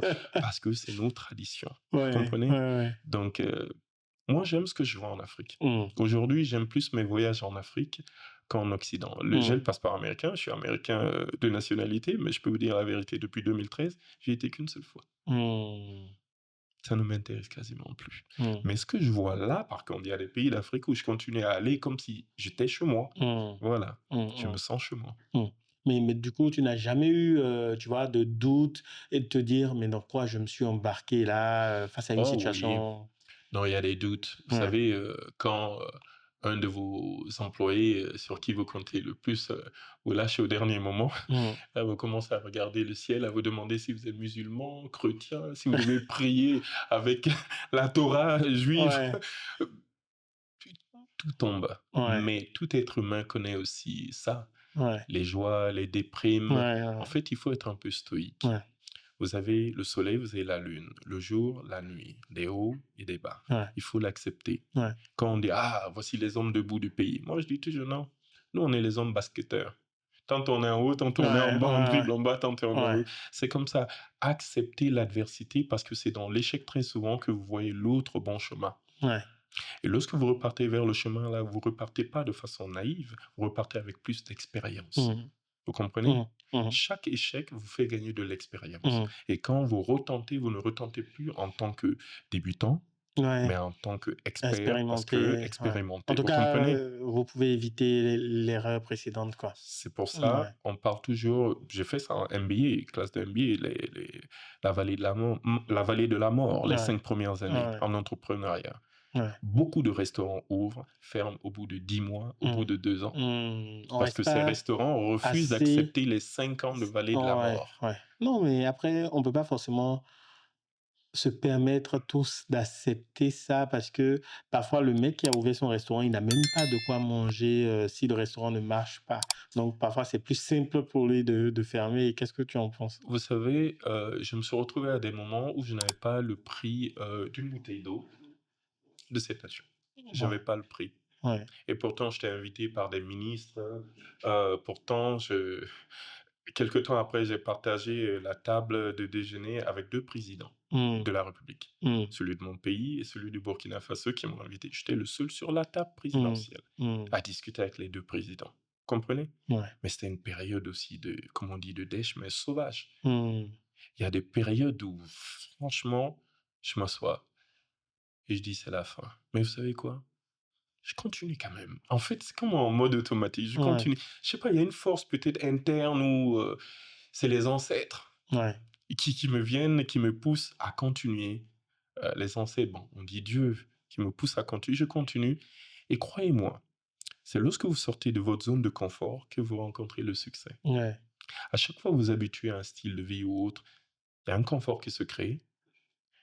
Dedans, il n'y a plus de succès. Vous devez partir de l'autre côté pour Passer voir au le prochain succès. niveau. C'est quand, lorsque vous sortez de la chambre, de votre chambre, lorsque d'abord vous descendez de votre lit, que vous pouvez faire le pas suivant. Lorsque vous Hmm, sortez de votre chambre, le pas suivant. Lorsque vous sortez de votre maison, le succès est toujours dehors. hmm, Vous comprenez? hmm. Donc, il faut... La peur sera toujours là. Mais la peur, c'est la base du courage aussi. Ouais. Essayez de sauter, continuer. Devant, ce sera toujours mieux. Ok, super. On continue. Merci du coup pour ces mots. Je dirais plein de sagesse, mais moi je me dis, si tu devais arrêter, tu aurais arrêté depuis longtemps, depuis 2 ans ou 1 an quand on t'a diagnostiqué mort, tu vois. Donc pour moi, je vois une certaine continuité dans ta résilience, tu vois, dans la résilience dont tu as fait preuve à différentes étapes de ta vie. Et je sais enfin, j'ai entendu dire, dans d'autres podcasts ou sur internet en général qu'à un moment donné, Tulip a connu quelques difficultés et que tu as même, frôlé la faillite. Oui. Mais comment c'est arrivé? Et surtout, comment tu l'as vécu? Et là, tu es reparti, mais genre, comment se fait le après quand on frôle presque la faillite pour quelqu'un qui avait une équipe plutôt grande et même une usine, quoi? Vous savez, lorsque vous commencez l'entrepreneuriat, je vous conseille une chose. Prenez Dieu, prenez un cardiologue aussi. Parce que vous allez voir des hauts et des bas. C'est comme 90 minutes de Coupe du Monde. Hmm. Ou la Coupe d'Afrique là, qui s'est passée ici, Ouais. là, où la Côte d'Ivoire a failli tuer tous les Africains, quoi. En fait, c'est la même chose, quoi. Palpitation cardiaque assurée. Ouais. Franchement, c'est très simple. Je crée cette entreprise de la terre jusqu'au ciel. Ouais. OK. Tout marche très bien, c'est à fonds propres, fonds familial. En fait, je suis le genre de personne, j'ai compris en tant que banquier que le style chinois est très bon. Le style chinois, c'est quoi? C'est de ne jamais aller emprunter l'argent dans une banque. Hmm. C'est de passer par la famille, par les amis, tout. Donc, des terrains vendus par les parents, l'argent récupéré pour aider à finir l'immeuble, pour m'assister, ça. Et moi aussi, tout ce que j'ai mis dedans. Donc, à la fin, j'y ai mis mon cœur. C'est comme je dis, c'est la matérialisation de mes rêves. Si ça échoue, je meurs. Hmm. Donc, j'ai créé ça et ça marchait. C'était tellement bien, le concept était tellement bon que ça a intéressé la Banque mondiale. Maintenant, les gens de la Banque mondiale ont commencé à rendre visite. Certains qui étaient même la Côte d'Ivoire parlaient, ils ont rendu visite, ils ont vu que c'était top. Donc, ils ont tout fait. On a manigancé ça jusqu'à inviter le vice-président de la Banque mondiale, Gala Mafez, qui était l'Égyptien qui couvrait l'Afrique, quoi. Vice-président de la Banque mondiale. Avec Coralie Gevers, qui était basée ici à Abidjan, la dame belge là, qui s'occupe de la Banque mondiale au niveau régional. Elle était là, elle aussi. Et tous les autres directeurs sectoriels.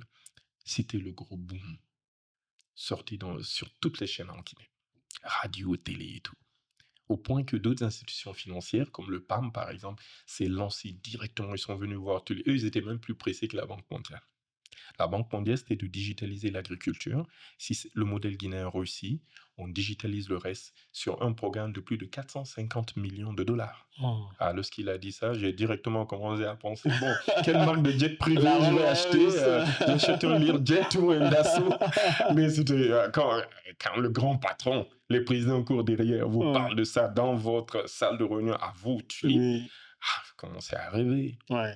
Après, on a commencé un projet pilote pour ça. Ensuite, nous avons le programme alimentaire aussi qui vient, qui dit, bon, on a plein d'écoles, les cantines scolaires, mais quelquefois on s'aperçoit qu'il y a du vol, Hmm. des détournements, il y a des écoles même qui n'existent pas, donc on perd beaucoup. Comment tu peux digitaliser? Je donne des solutions, les bornes où les élèves peuvent badger là-dessus et tout, et le PAM sait qui a mangé ou pas. Je crée tout ça, et pour développer ces deux plans, vu que les projets aussi allaient jumper vers les millions, centaines de millions, j'ai recruté donc beaucoup de personnes. Je suis passé par le ministère de la Jeunesse, tout ça, la GIP, l'Agence de promotion de l'emploi, pour recruter beaucoup, que j'ai formés. Je les ai tous apprêtés. Donc, on était là, prêts, on bossait sur ces projets, mais on savait que les projets allaient donner encore plus de résultats, donc de plus grands projets. Et maintenant, qu'est-ce qui se passe? On finit le projet pilote, on attend maintenant le gros coup d'État. Vous savez, lorsque vous apprenez pendant le MBA, on vous parle des risques politiques, vous dites, oh, ça m'a frappé, comme si vous essayez d'embrasser un train qui vient à grande vitesse. J'étais content que le régime change. Ah, moi, j'étais aux anges. Mais lorsqu'un régime change et que c'est un régime militaire, qu'est-ce que les institutions internationales font? Elles se replient. Elles disent non, nous ne Non. travaillons plus avec vous Non. jusqu'à ce que nous voyons Hmm. la situation. Hmm. Tout s'est éteint tout d'un coup. Et moi, j'avais Oui. recruté pour me préparer à la Grande Guerre. Oui. C'est comme au lieu d'avoir 10 000 soldats, vous prenez 100 000. Vous savez, il y a une guerre qui vient. La guerre ne vient pas, vous faites quoi? C'est ce qui m'est arrivé. Et maintenant, la masse salariale était là, aguerrie, prête. Les fonds, maintenant, chaque mois, c'était énorme ce qu'on payait. La Banque mondiale dit non, nous on stoppe tout. Le programme alimentaire aussi dit nous on dépend aussi des dons de la Banque mondiale, on arrête tout. Vous chutez sans parachute d'un avion entre les nuages jusqu'au sol, sans parachute. Vous comprenez? C'est ce qui est arrivé. De 74 employés, production à fond, tout était dynamique, tout s'est éteint. Comme si l'électricité s'éteignait. Et ça, c'est en l'espace de combien de temps? Le coup d'État s'est passé le 5 septembre. Octobre, novembre, au bout de décembre, j'en pouvais plus. C'était énorme, quoi. Ça prend beaucoup de sous, hein. Il faut Oui. faire très Non, attention. Lorsque vous avez une je entreprise, connais la bien. masse salariale, c'est énorme. Ouais. Et l'employé, il te pardonne pas, Bah hein, oui. il s'en fiche, lui. Oui. Alors que j'aurais pu utiliser le droit. Je suis ancien juriste. Oui. On peut dire cas de force majeure, et puis voilà, et j'ai pas à vous payer, et puis tout ça. C'est un cas de force majeure. Coup Oui. d'État est une chose qu'on pouvait pas, nous, être vivants normaux, guinéens, Oui. on ne pouvait pas prédire. Oui. Voilà. Mais c'est passé le cas de force majeure, je peux pas vous payer, désolé, je peux le faire. Non, j'ai pris toutes mes réserves. J'ai payé tout le monde. Même des dettes sont restées encore. Hmm. Certains ont même voulu aller dans des radios, se plaindre, tout, en ne regardant même pas que je suis un entrepreneur, un Hmm. être humain normal. Ok? Il y a un cas de force majeure. Tout le monde voit ce cas de force majeure. Toutes les autres entreprises ont massivement viré. Mais moi, j'ai quand même maintenu pendant un certain temps sans travail, et vous me demandez cet argent, mais ça coûte presque à coup de flingue. Oui. Je dis, mais patientez, quand ça redémarre, on vous reprend tous, on vous paye les arriérés. C'est là que j'ai compris que l'employé, quelquefois, peut être sanguinaire plus que le patron. Hmm.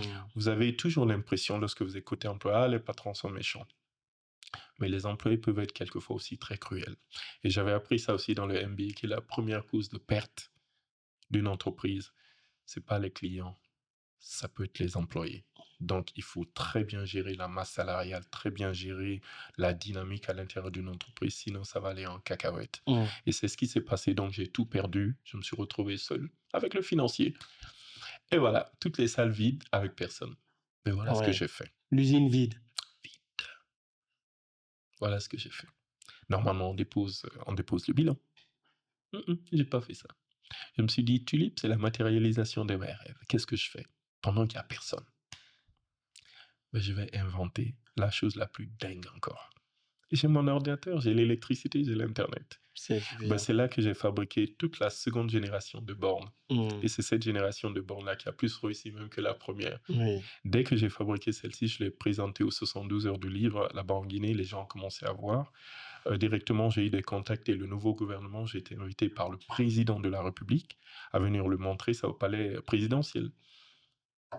J'avais quelques stagiaires que j'avais pris, et, Hmm. qui me coûtaient rien, quoi. Hmm.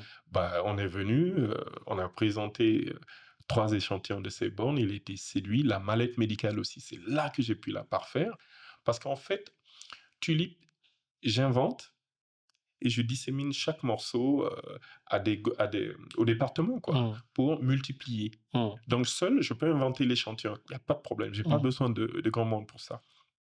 Donc j'ai créé là la mallette médicale avec les quelques stagiaires que j'ai là, tout. On a présenté, le président était hyper séduit, boum. Comme j'ai un brevet, il a ordonné directement un contrat gré à gré immédiatement, parce que la loi sur les passations de marché, la loi de 2012 L020 permet cela. Lorsque vous avez un brevet ou une innovation, vous pouvez vous prévaloir de ça pour avoir un contrat gré à gré. Directement, j'ai eu ça. C'était autour de 1 million d'euros. Hmm. Ça a relancé Ouais. la machine. J'imagine Mais 1 million d'euros pour un entrepreneur qui était à terre. immédiatement, j'ai débloqué plus de 10 000 euros pour payer tous les arrêts. J'ai appelé même des anciens salariés qui étaient déjà au Canada. D'autres étaient en France. Une autre était déjà en Angleterre. On a dit, si vous avez des parents, venez, on rembourse. Hmm. Mon financier me dit, mais pourquoi tu fais ça? Je dis, c'est l'honneur. C'est une question de fierté de pouvoir rembourser à tous ces gens-là, parce qu'ils disent, on a tous soldé. Certains anciens groupes même sont venus pour qu'on prenne des photos de famille pour voir. Non, c'est bon. J'ai fait pour vous. Vous avez tout soldé. Au C'est revoir. bon. Je prends une nouvelle génération, je reforme. Donc, tous les gens de Tulip en ce moment, c'est toute une nouvelle génération reformée, plus aguerrie encore que l'ancienne. Oui, mais émotionnellement, comment tu encaisses ça Regardez, avant de vous rentrez chez repartir? vous tous les jours, vous êtes comme un chiffon. Mentalement, vous ne tenez pas. Vous regardez votre femme, elle sait que vous la voyez même pas. Vous regardez la télé, elle sait que vous regardez la télé, mais vous voyez rien. La télé est devant, mais vous voyez rien. Vous êtes un zombie. La nourriture ne passe pas. L'eau passe, la nourriture ne passe pas. Vous êtes entre guillemets, une merde. Mais vous continuez. En fait, c'est ça, moi, mon truc. Quand je suis très déprimé, je prends mon laptop et je me mets à inventer un truc de dingue. Soit je suis là sur un drone militaire, un drone agricole, un truc qui me sort de là où je suis. Ou je regarde un film fantastique et je me mets à avoir une autre idée encore et je le fais. Là, par exemple, je suis en train de concevoir un drone de 4 passagers qui peut faire 2000 kilomètres.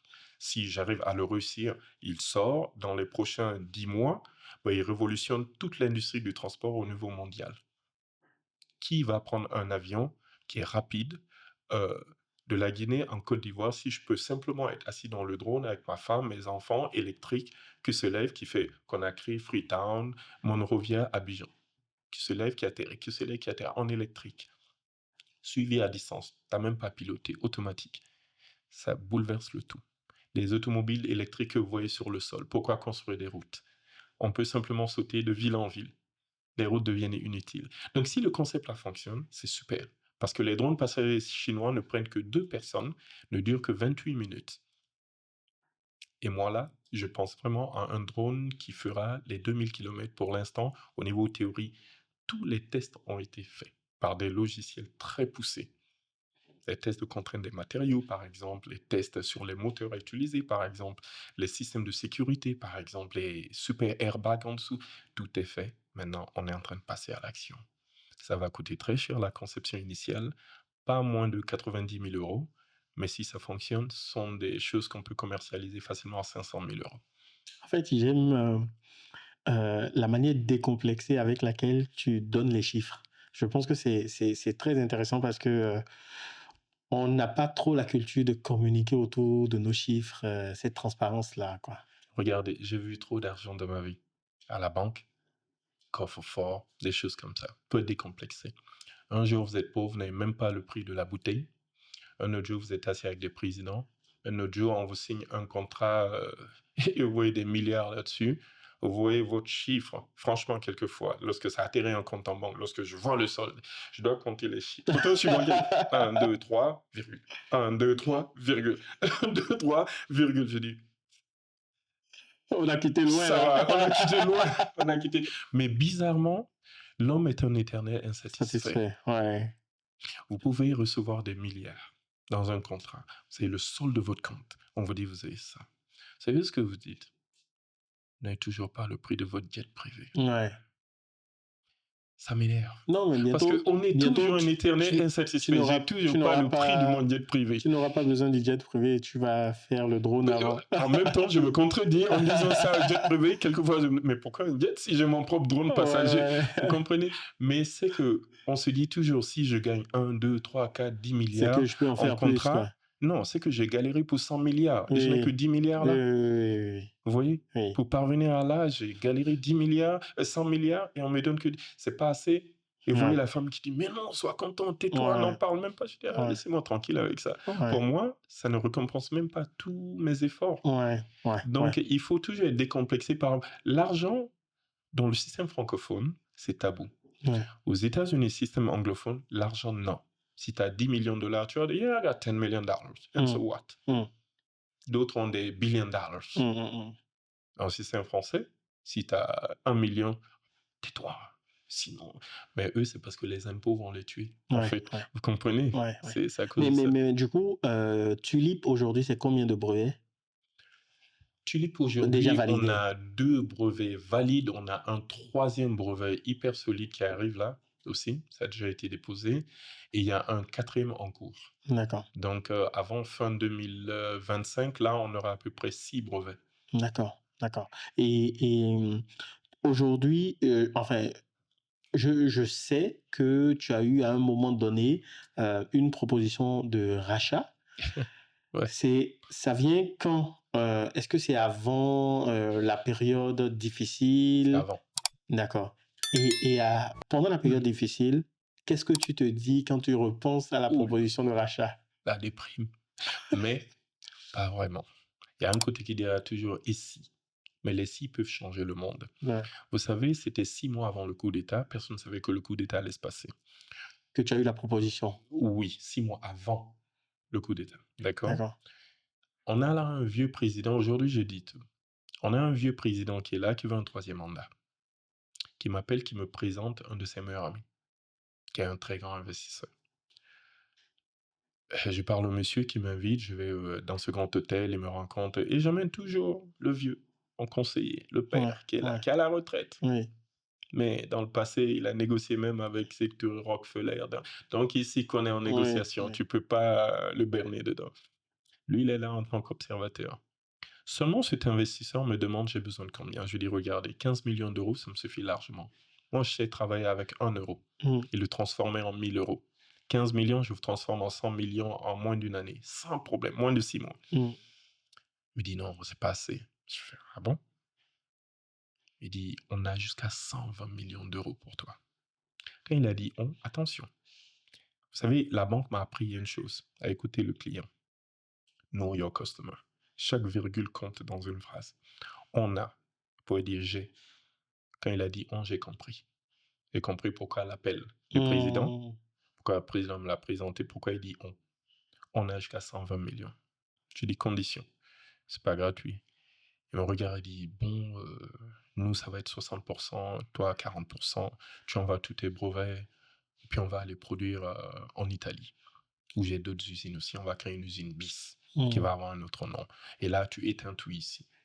En ce temps, j'avais 74 employés. Et la dynamique, on est là, c'est le fun, c'est la Silicon Valley, Tulip Valley, quoi. Mm.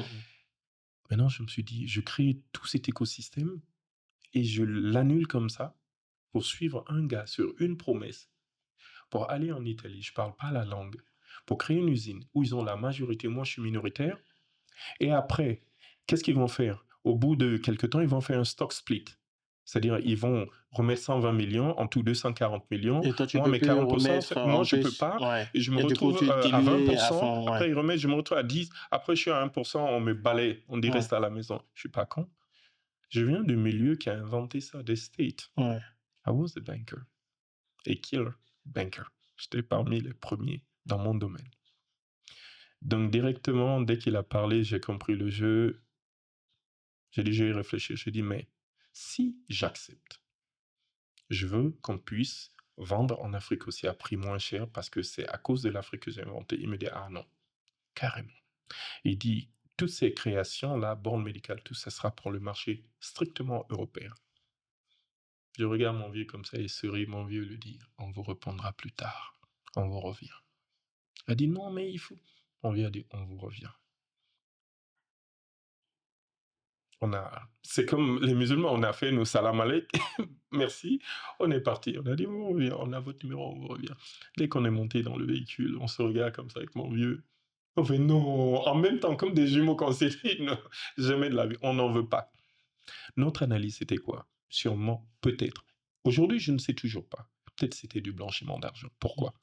Tu vas me donner 120 millions d'euros, investir ça dedans. Tu ne m'as pas montré 1 million d'euros. Mm. Vous savez, il fallait qu'ils me mettent d'abord à l'aise. Sweeteners. Mm. Qu'on me donne 2 millions d'euros, 3 millions d'euros pour me montrer, Mm. ou bien me donner 3 millions d'euros, l'équivalent de tous mes investissements ici, Mm. en Guinée d'abord. Mm.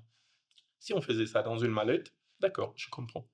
D'accord, je pouvais aller dans le sens, Mm. mais sur des promesses. Mm. Avec un vieux qui veut se représenter la troisième fois.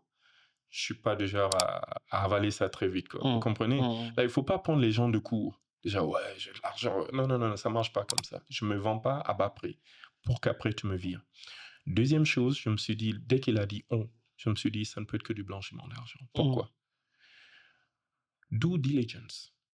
Quand tu veux de l'argent, la banque regarde les trois C. Capital, collateral, credit. On regarde si tu en vaut la peine. Est-ce que tu as assez de garanties et tout et tout. Le gars veut me jeter l'argent. Je suis pas naïf. Mm. Ils n'ont même pas fait de contrôle financier, d'audit et tout à mon niveau. Et il dit Et déjà c'est un bizarre, quoi. montant. Ouais. Imaginez, vous sortez dehors et un monsieur vous dit, bon, je suis prêt à te donner un lingot d'or, donne-moi seulement Ouais. 100 euros, je te file mon lingot d'or. C'est du faux. Ouais. S'ils avaient dit, oui, envoyez-nous tous vos dossiers financiers qu'on regarde avant, De décider j'aurais même le compris. montant, parce qu'il n'y a pas Mais de eux, valorisation. ils ont déjà décidé quel montant Ouais. ils vont mettre dedans. Ils ne savent pas c'est quoi la valeur de l'entreprise. Ouais. Ils n'ont fait aucune étude de l'entreprise parce qu'ils m'ont vu à la télé. Je suis sorti. Et en plus, c'était la RTI qui m'avait diffusé. C'était louche. Ouais. Donc, on a dit non. Bon, limite, ça, tu regrettes pas trop, quoi. En fait, à chaque fois, je regrette. Ça me ramène à la surface. Ouais, Je me ouais. dis, c'était un faux truc Ouais. sur mon blanchiment d'argent, l'argent de la Banque centrale du peuple de Guinée Mm. qui allait se retrouver ailleurs en Italie, une usine. 6 mois après, Vous savez, en physique quantique, il y a les formules très avancées qui prouvent Mm, que le futur détermine le présent, en mm, fait. Même dans les textes religieux, quand une chose vous arrive, on dit souvent, c'est Dieu qui sait ce qui est devant. C'est pour ça peut-être tu vis cette situation. mm, 6 mois après, il y a un coup d'État. En fait, j'aurais liquidé mon entreprise, tout jeté, viré tout le monde. Coup d'État se passe, mm. je perds tout.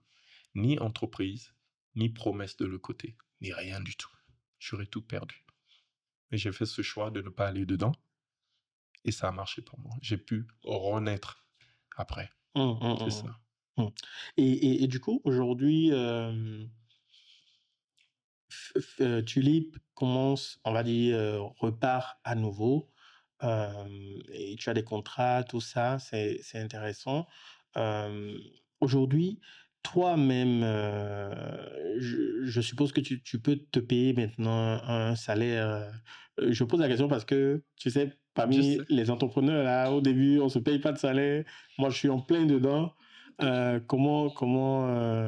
Oui, je me permets. Avant, je prenais le restant. S'il Ouais, restait 1 franc, je ouais, prenais les 1 franc là comme ça. S'il restait 100 francs ou 1000 francs, c'est ça. ouais. Non, aujourd'hui, je me paye quand même un salaire fixe. Je me Mm, mets à l'aise. Je mets ma famille aussi, ma femme, mes enfants à l'aise. mm, Je peux mettre à l'aise aussi mon collaborateur, comment on dit, compagnon de guerre, mon mm, vieux aussi, mm, mm, très aisément. Je me suis acheté un nouveau véhicule, ce que j'adore, mm. superbe. Ouais. Euh, oui, parce que je conduisais quand même mon véhicule daté de 2003. Mm, Et j'ai jamais voulu, malgré les autres contrats, mm, acheter un autre véhicule. mm, Je me suis dit, tant que ça roule là, ce cercueil roulant là, j'ai roulé dedans. mm. Je m'appelle une fois, il y a un monsieur qui a dit à mon financier, ah, j'ai vu ton patron là, les vitres ouvertes, il transpirait dedans, il n'y a même pas de clim. Et des fois, on Range Alors mon Rover. financier vient, il en rigole, il dit, ah mon pote, t'as vu, tu transpirais, il n'y avait pas de clim. Il dit, dis à ton pote, on se rencontrait à l'aéroport, comme moi j'ai monté dans mon jet, et lui dans Ouais. le... Moi je sais ce que je fais, merci. Donc oui, maintenant je peux me permettre de vivre une vie à l'aise financièrement, de faire mes voyages à l'aise, tout, j'ai ma tranquillité. Mm, Et la masse salariale aussi, je l'ai énormément contrôlée, ouais, réduite de moitié. ouais, Je ne dépasse plus maintenant la ouais, barrière des 30. ouais. Voilà, mais chaque personne fait le boulot de 74. Ah, ouais, Voilà, ouais, en fait, c'est vraiment faire en sorte que chacun travaille, mais 3 fois plus, ouais, et c'est bon. ouais. Et Mais, vous augmentez aussi les salaires, parce que yeah. si tu travailles 3 fois Oui, oui, plus, on tout à fait. augmente. C'est vrai. Mais du coup, est-ce que tu estimes que tu es du genre, on va dire, investisseur prudent ou plutôt flambeur ou est-ce que tu as des péchés mignons? Tu as parlé de voiture tout à l'heure. Tu as parlé de jet aussi. Voilà, Vous est-ce que tu savez, as... il faut se moquer de la pauvreté Ouais. quelquefois. Je crois que c'est un Ivoirien qui a dit ça Il une faut fois sur les choquer, il réseaux. faut Il faut choquer choquer la la pauvreté. pauvreté. Oh, c'est lorsque j'étais à sec, même pas de l'eau, tout. Pendant que j'innovais, je m'en vais regarder le prix des jets privés. Le bombardier passait à 580 000 euros d'occasion. J'avais eu une bonne occasion de 82. Après, j'ai vu une autre occasion de 92 à 1 700 000 euros. Je dis à ma femme, ça, il faut que je me tape. Elle me regarde. Elle fait, tu te sens déjà dans le jet, hein? J'ai dit, ouais, Ouais. ouais, même assis à l'arrière, là, pas trop à côté des toilettes, et puis tout en train de manger un bon, des bananes plantains dedans. C'est ça, Vous c'est voyez? le luxe, hein, genre manger un repas africain dans son propre jet. Ça, c'est... Vous aussi. Même le Ouais. lafidi, là, guinéen, à manger dedans. Regardez, l'esprit humain, nous sommes une boule magnétique. Là où vous placez votre esprit et vous vous concentrez à fond, même les textes religieux le disent. Priez, priez Dieu. Mais moi, je prends plus pour de la concentration. Quand vous pensez à quelque chose de très fort, vous continuez à y penser. Tôt ou tard, vous tiendrez la chose. Mm. Donc, pensez toujours positivement. Si vous devez voyager ou voir quelqu'un voyager, ne dites pas que Dieu te protège des accidents. Non, la personne maintenant risque un accident parce que vous avez dit le mot accident. Il faut tout le temps dire. Et une bonne route. Dites ce que vous De voulez, la pas ce que vous positivité. voulez pas. Ouais, ouais. Donc, quand moi je me projette jet privé, je vous assure, je me sens déjà dans le jet privé. Mm. Donc, si ça m'arrive un jour, je sais que c'est à cause de ma projection là que l'univers, Dieu même a fait que ça vienne à moi. Mm. J'utilise cette technique aussi pour réussir certaines choses dans la vie. Je vous conseille d'en faire autant. Rêvez grand, énorme, pour avoir au moins 10%. Si vous rêvez à une fusée, je vous assure, vous aurez au moins un hélico. Ouais, Si vous rêvez à un hélico, vous aurez une belle voiture. Si ouais. vous rêvez à une voiture, vous aurez une bonne moto. Si vous rêvez à une moto, c'est un vélo, vous aurez. C'est toujours 10% de votre rêve. Donc rêvez grand pour avoir ce petit minimum-là au moins. Ouais. Du coup, Mais si vous le rêvez rêve est petit, gratuit. vous aurez Ouais. la taille d'un microbe. Ouais. Faites très attention à rêver grand. L'esprit, c'est ce que vous avez gratuitement. Fermez les yeux la nuit et soyez content. Mhm. Sentez vous-même dedans Ouais. et vous allez l'attirer. Et aujourd'hui, est-ce que tu investis dans autre chose que Tulip ou tu réinjectes systématiquement tout dans Tulip? Mon habitude, mon péché mignon quand même, c'est de tout le temps tout réinjecter dedans, améliorer, avoir la meilleure boîte possible. Mais là, nous sommes en train de... Tulip va s'agrandir en ouvrant une usine au Sénégal. Là, c'est pour tout ce qui est mallette médicale, télémédecine, IA, Mm, et exporter à partir du Sénégal en Afrique entière. mm, Nous allons utiliser aussi, si c'est possible avec les autorités, ouvrir une autre usine ici en Côte d'Ivoire, République de Côte d'Ivoire, dans la zone franche. Là, c'est pour fabriquer tout ce qui est, par exemple, drones agricoles, tout ce qui est tracteurs agricoles autonomes, capables de labourer, par exemple, le sol 23 heures sur 24, au moins 20 heures sur 24, mm. sans intervention humaine directe. Vous savez, les agriculteurs, ça Ouais. fatigue le dos hein, quand même. Ouais. Et la Côte d'Ivoire est un pays agricole. Donc tout ce qu'on aura matériel, hardware, digital, avec IA aussi agricole, c'est en Côte d'Ivoire, on veut le faire, et exporter de la Côte d'Ivoire dans tous les autres pays. Donc la Guinée, Tulip va se résoudre à être seulement un bureau d'études, de design et de prototypage. Mm. Ensuite, on les multiplie maintenant en Côte d'Ivoire et puis au Sénégal pour mieux exporter dans les autres pays. Yes. Voilà. Et avant de revenir un peu sur la mallette médicale que tu nous expliques un peu, euh, qu'est-ce qui fait aujourd'hui que quand tu regardes, qu'est-ce qui te donne, te drive pour continuer à avoir toujours cette fougue-là? Est-ce que tu ne te sens pas un peu fatigué par les coups durs? Alors, pas du tout. Moi, je me dis une chose. En fait, je relis beaucoup l'histoire africaine.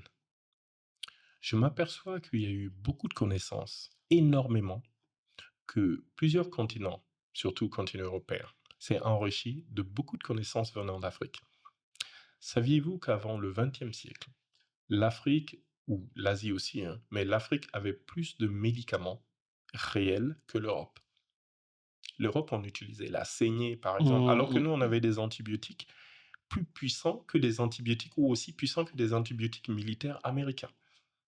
Des tests ont été prouvés avec des sèves, des écorces d'arbres ici. Nous avons des médicaments ici, c'est pendant la colonisation, après 1885, les Français qui arrivent, l'Europe qui arrive là, qu'ils ont découvert des secrets des villages avec les faux explorateurs là, qui disent mm, explorer quoi? Nous, on était déjà là, hein, ils n'ont rien exploré, mm, mais qui écrivaient, qui voyaient des choses, qui renvoyaient. Ils ont synthétisé cela, mis en pilule, et c'est là l'Europe a commencé à avoir de vrais médicaments. mm, Et on nous déverse ces médicaments maintenant. Là, on nous dit d'abandonner nos trucs traditionnels. En fait, là, on se fait escroquer. Je découvre aussi que celui qui s'appelle Pythagore, le théorème là, il a menti. L'Égypte était comme Harvard aujourd'hui. Il est descendu en Égypte, il a étudié, il est rentré chez lui, et les gens ont vu ça, on dit oh c'est le théorème de Pythagore. mm, La civilisation de Kemet, en fait, Égypte c'est un mot récent, ça s'appelait Kemet. La civilisation égyptienne, l'empire Kemet, a donné naissance à la civilisation gréco-romaine. D'accord? L'Europe s'est civilisée à travers l'Égypte. Lorsque l'empire romain est tombé, ils étaient à l'âge de pierre encore. Niveau médiéval, il n'y avait que des tueries et rien d'autre. mm. Qui les a relevés? C'est encore la culture afro-musulmane, les Moors, qui ont peuplé l'Espagne pendant plus de 700 ans. Ceux qui ont transporté les maths, l'astronomie, l'arithmétique, l'algèbre et tout. Quand ils ont été conquis, cette culture est restée en Espagne. L'Europe s'est nourrie de ça jusqu'à aujourd'hui a inventé l'IA. Le 0 et le 1 viennent des fractales. Les fractales, c'est la culture africaine, purement africaine. Mm. C'est ça qui est remonté jusque là-bas. Vous savez l'histoire des listes rares là, qu'on fait sur le sable là, pour deviner. C'est ça qui a donné naissance après au code binaire 0 et 1. En fait, ce qui me maintient positif en Afrique, c'est je suis en train de faire une autre relecture de l'Afrique. Je m'aperçois maintenant de la force que nous avons. On nous a menti très souvent. Et ça me donne la puissance. Ça me donne l'envie de recréer, de repartir dans une autre direction.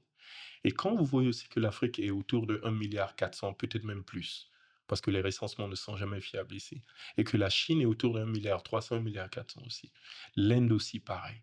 Vous apercevez en fait qu'un continent uni, africain, est aussi puissant que la Chine, que l'Inde. Et là, on bat l'Occident totalement. Yes. L'Europe et l'Amérique, on est 700, maximum 800 millions d'habitants. L'Afrique, c'est le double. La population la plus jeune du monde est africaine. Et c'est une puissance phénoménale. Aujourd'hui, au point que, par exemple, la GIZ allemande s'est aperçue de ça. Qu'est-ce qu'elle a fait? C'est de créer des entités, de sponsoriser des startups. Vous voyez tout le temps des événements Oui, oui, startups de oui, gauche à oui, droite en oui, Afrique. oui. C'est pour pomper les idées. Pomper, pomper, Hmm. pomper. Et les idées se retrouvent en Europe là-bas. En plus, vous prenez M-Pesa au Kenya. Les systèmes de paiement actuels, Hmm. dont je ne dirais pas le nom, sont tous basés sur M-Pesa. Pourtant, M-Pesa a été créé là-bas, au Kenya, vous comprenez? Ouais, Donc, il y a une puissance cachée qui est là, étouffée même, je dirais, ouais. et on essaie d'extraire les idées, comme avant on arrivait à extraire les médicaments d'Afrique pour les synthétiser là-bas. Oui. Ici aussi, c'est pareil. On fait, oui, forum sur les startups ici, on vous paye 10 000 dollars, Pitch, vous êtes pitch, content, pitch, machin. startup Oh pitch, mon Dieu, elevator pitch. c'est parce qu'on sait des jeunes Ouais, viennent les idées les plus révolutionnaires ouais. et on extrait ça et on les développe ailleurs. Je vous promets, c'est ce qui se passe. Donc quand je vois ça, j'ai dit, moi, ça va pas m'arriver. Bien sûr, j'ai fait 2, 3 speeches dans les forums. Après, j'ai compris le jeu. J'ai arrêté de faire les speeches. Maintenant, je fonce dans mon business et pas besoin de ça. Hmm. Mais du coup, quand je regarde ton business, tu es quand même un peu... Bon, c'est vrai qu'il y a un peu des innovations pour l'agriculture, Mhm, mais tu fais pas mal d'innovations pour la médecine. mhm, Est-ce que ça a un lien avec le fait que tu étais malade mhm. quand tu étais jeune? Exactement. Exactement, c'est dû à ça. Vous savez, au départ, c'est l'innovation, la bande déjà pour les étudiants. Secteur de l'éducation, je me suis dit, parce que je viens des universités américaines, là-bas on avait des ordis, j'arrive en Guinée, je vois que les jeunes ont du mal à avoir des laptops, quand ça se gâte, ils n'ont même plus d'argent pour réparer, je dis, il faut les créer quelque chose. J'ai créé la borne au départ, autonome, pour ça, dans l'éducation. Ensuite, la santé, j'ai commencé à avoir des souvenirs passés. Et j'ai vu là ma grand-mère aussi, qui était littéralement dans le coma, elle était en fin de vie, 96 ans au village. On la transporte du village à la capitale avec les mauvaises routes, tout ça. Elle arrive, on dit, bon, elle est décédée, hein, ramenez-la et enterrez-la. Mais est-ce qu'elle était vraiment décédée? On ne sait pas. C'était une observation Si ça se trouve, physique. Ça se trouve, il y avait encore le pouls. ouais, bah, de la même manière qu'ils ont diagnostiqué Oui, que voilà, tu étais voilà. décédé. Les médecins africains sont très rapides. Ouais. À dire, ah, le diagnostic est fatal. Quels instruments? Ils ont utilisé le EEG pour savoir si le cerveau était, qu'il n'y avait plus de signaux? Jamais ils utilisent ça. Oh, presque jamais. Vous n'avez pas de pouls? Si vous êtes musulman, c'est encore pire. En plus, on vous Si enterre vous en mourrez une à midi, à journée. 14 heures, on vous Bah prie oui, déjà. c'est ce que je me demandais. Si vous mourrez à 13 heures, à 16 heures, vous êtes dans le trou.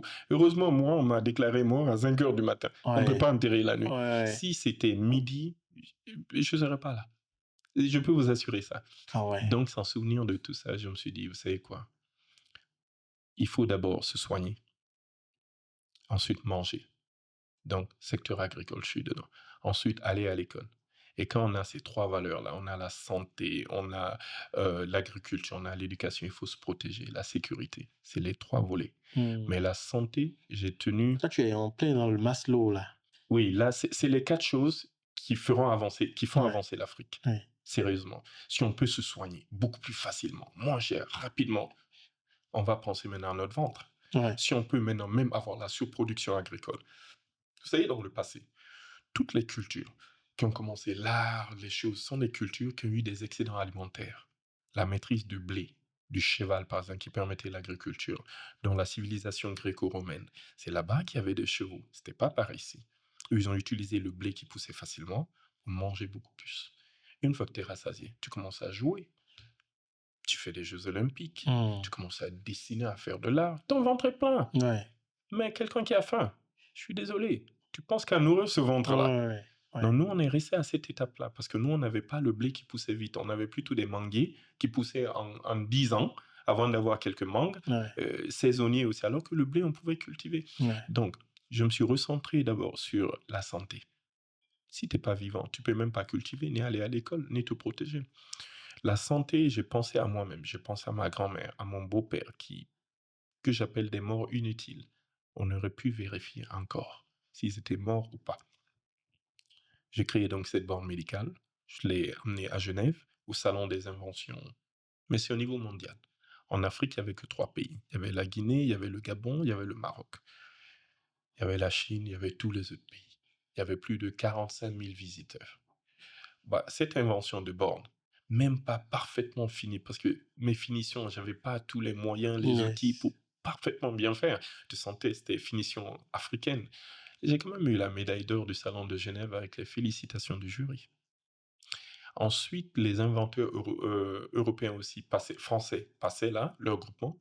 Bah, ils m'ont décerné la médaille d'or des inventeurs de France, Hmm. avec le macaron, et c'est écrit là-dessus pour la relance économique de l'Europe.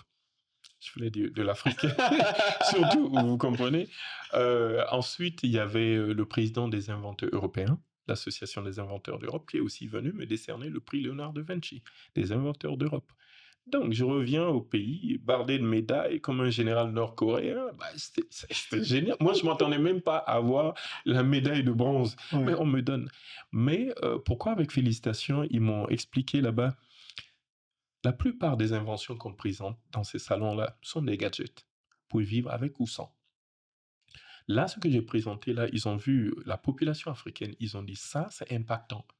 En fait, c'est l'impact qu'ils ont vu, c'est l'impact qu'ils ont Yes. décoré, Yes. plus que la finition là, là, là, là, là. Et certaines personnes sont venues me dire, oui, mais est-ce que, quand même, la finition était pas mal. Mais je me rappelle plusieurs clients, bon, visiteurs étaient venus me dire, oui, mais quand même, vous avez importé la carcasse, vous n'avez pas pu créer ça en Guinée, vous n'avez même pas d'électricité. J'ai dit, certes, mais venez. Il vient derrière. J'ai dit, regardez là. Si c'était inventé ailleurs, vous avez vu ces petits défauts là-dessus? Ouais, ah, quand même. Je montre la photo des soudures, les soudeurs même qui travaillaient là-dessus, les montages électroniques. Heureusement, j'ai tout documenté pour Hmm. qu'ils voient que ça a été créé 100% là-bas. Hmm, hmm, hmm. Et c'est là qu'ils ont cru. Et vous les entendez tout le temps dire, ah ben, chapeau. Des fois, ils disent, bah, achetez-moi un chapeau, alors, parce que j'ai pas de chapeau. Mais quelquefois, on croit que ce qu'on invente ici, ça vaut rien. Ouais. Mais ailleurs, d'autres personnes, ils voient ça sous un autre œil. Mais jamais tu ne t'es dit, j'ai fait le prototypage, je trouve une usine peut-être en Chine pour faire, on va dire, tout ce qui est production de masse ou ailleurs d'ailleurs. Est-ce que jamais ça ne t'a traversé l'idée, sachant qu'il n'y a rien forcément de mal par rapport à ça, Tesla euh, Regardez, produit aussi en Chine, quoi. faut pas inventer une bonne nourriture, après mettre une pilule de cyanure au milieu. Vous Hum, allez mourir immédiatement. Il y a des choses, il n'y a même pas de sacrifice à faire. Ça va vous tuer dès le départ. Si vous avez une très bonne idée, vous fabriquez un prototype. Continuez encore. Continuez à en fabriquer. Si vous, je ne voulais pas dire le nom, en Chine, la Chine, par exemple, ne reconnaît aucun brevet venant d'ailleurs. Vous comprenez? J'amène, je dis, bon, fabriquez ça pour moi en bien. Ils vont le faire. Ils vont me dire, mais la quantité minimale, c'est 5 ou 10 000 unités, sinon on ne le fait pas. Est-ce que j'avais même un marché qui allait me donner ça très vite? Il y avait des commandes prêtes? Non. Parce que moi, ce que j'ai fait, c'est fabriquer, déposer, faire des visites d'entreprise, les gens qui viennent, et puis ouais, maintenant 10 000, j'aurais pas pu financer ça. J'avais pas ces sous-là. hum. J'ai dit, écoutez, je vais me débrouiller. Les Chinois n'ont rien de plus intelligent que moi. Tout à fait, mais Rien. il est là déjà la technologie, tu vois, Oui, les moules mais il ne prêts, il peut... reconnaît aussi aucun Ouais, brevet. ouais. Vous lui donnez, il fabrique pour vous, après il va fabriquer, aller en vendre en Thaïlande, après dans les autres pays, Philippines et autres, en Chine, ça va avoir beaucoup de noms et ils vont venir vendre dans votre pays. Et les autorités de votre pays vont acheter leur modèle, pas vous, votre modèle. Hum, Croyez-moi. Est-ce que vous savez, vu que j'ai été décoré par les inventeurs de France, avec eux ou sans, je ne sais pas, 1 an et demi après, qu'est-ce que je vois pendant la Covid? Surprise. Valeo, un constructeur français, imite à 99% la borne médicale. Mais ce qu'ils ne savaient pas, la borne médicale de Tulip a 9 options. Quand je suis parti au salon, j'ai enlevé 6 options pour ne présenter que 3. ouais, J'ai tout dit, à je ne fait. vais pas tout présenter. Oui. Les 3 options qui étaient présentées, c'était des options un peu diverses, mais précises de la borne, la signature de la borne. Mais ils ont imité les 3 à la perfection. Pourtant, ça, c'est un constructeur français, Ouais. équipementier français, qui a sûrement des milliards Mais qu'est-ce qui d'euros. te dit qu'ils n'ont pas vu ça ailleurs, par exemple? Impossible parce qu'avant cette borne médicale, on googlait, on cherchait. Oui, On n'invente pas comme ça, hein. oui. On fait des recherches. est-ce que ces modèles existent ou pas? Oui. Déjà, il n'y avait aucune appellation borne médicale, ça Mm. n'existait pas. Mm. Je mettais dans Google, rien ne sortait. Il n'y avait pas ChatGPT, donc je n'avais pas un autre outil pour vérifier. Ouais. Je mettais borne médicale, ça ne sortait pas. Du moment où Tulip a sorti à Genève, l'année suivante, on a commencé à avoir des bornes qui imitaient presque, qui avaient des outils externes même accrochés. Mm. J'ai vu que les formes étaient pareilles, les outils étaient similaires. On utilisait, vous savez, le thermoflash. Il prenait le composant, il mettait dans la borne, donc ça indiquait que la température. Mm. Mais du moment où Valeo a mis la caméra thermique, ça c'était une signature Tulip. Mm. Aucune borne au monde n'avait de caméra thermique. Ils l'ont fait. J'ai même la Chine aussi, un constructeur, un de mes fournisseurs. Une fois, je lui ai envoyé la mallette médicale et je lui ai expliqué que je dois affixer une caméra thermique miniature là-dessus. Le même fournisseur là, très récemment, m'a proposé une tablette qui a déjà la caméra thermique incrustée dedans. J'ai compris que ça ne pouvait venir de nulle part sauf de ce que je lui avais présenté. Parce que je l'ai présenté ça il y a 1 an et demi. J'ai présenté la mallette, j'ai envoyé la photo, j'ai dit bon voilà, j'ai besoin des matières premières de tablette, tout. Oui, en plus, À ça cause va de ça, vite mais ça là-bas. va très vite. Hein. Ouais. Le chinois, c'est à la vue. Dès qu'il voit, il peut imiter. Donc moi aussi, je me suis fait chinois africain. Quand je vois une chose ou quand un concept vient, je crée le prototype. Après, je me crée des voies et moyens pour développer ça en masse, Mm. sans vergogne. Et je dépose le brevet avant même de faire sortir. Je Mm. fais la même chose. Bah oui. Je peux voir par exemple un modèle qui est sorti en Asie et je vois des défauts. Un modèle sorti en Europe, je vois des défauts là-dessus. Je vois des améliorations possibles. Et c'est ça l'innovation. On parle plus là que d'invention. Innovation, innova, quelque chose de nouveau. Quand vous prenez même ce micro, vous le modifiez d'une autre façon, vous le rendez beaucoup plus efficient, vous pouvez le breveter. Mm. Comprenez? On ne réinvente pas la roue, on Ouais. l'améliore. Ah, ouais, C'est ça. ouais, tout à fait. Et comment toi, tu te dis, la Guinée n'a presque pas d'électricité?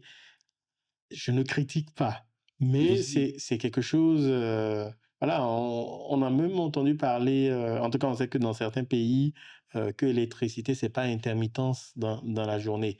Mais comment tu fais tes bonnes médicales pour un pays, où il y a pas beaucoup d'électricité? Est-ce que c'est dans l'espoir que l'électricité, ça se règle ou tu embarques une grosse quantité d'autonomie?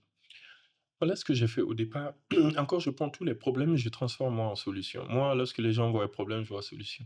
C'est ça la différence entre les gens. Mmh. Le verre est à moitié vide ou le verre Ouais, a au moins de l'eau. ouais, c'est Pour ça. moi, Au je dirais moins, c'est pas, même pas oh plein, à non, moitié non, non. plein, Moi, je c'est me dis pas, le verre est plein.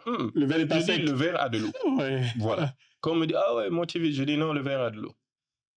Quand j'ai commencé à conceptualiser ces bornes et tout en 2014.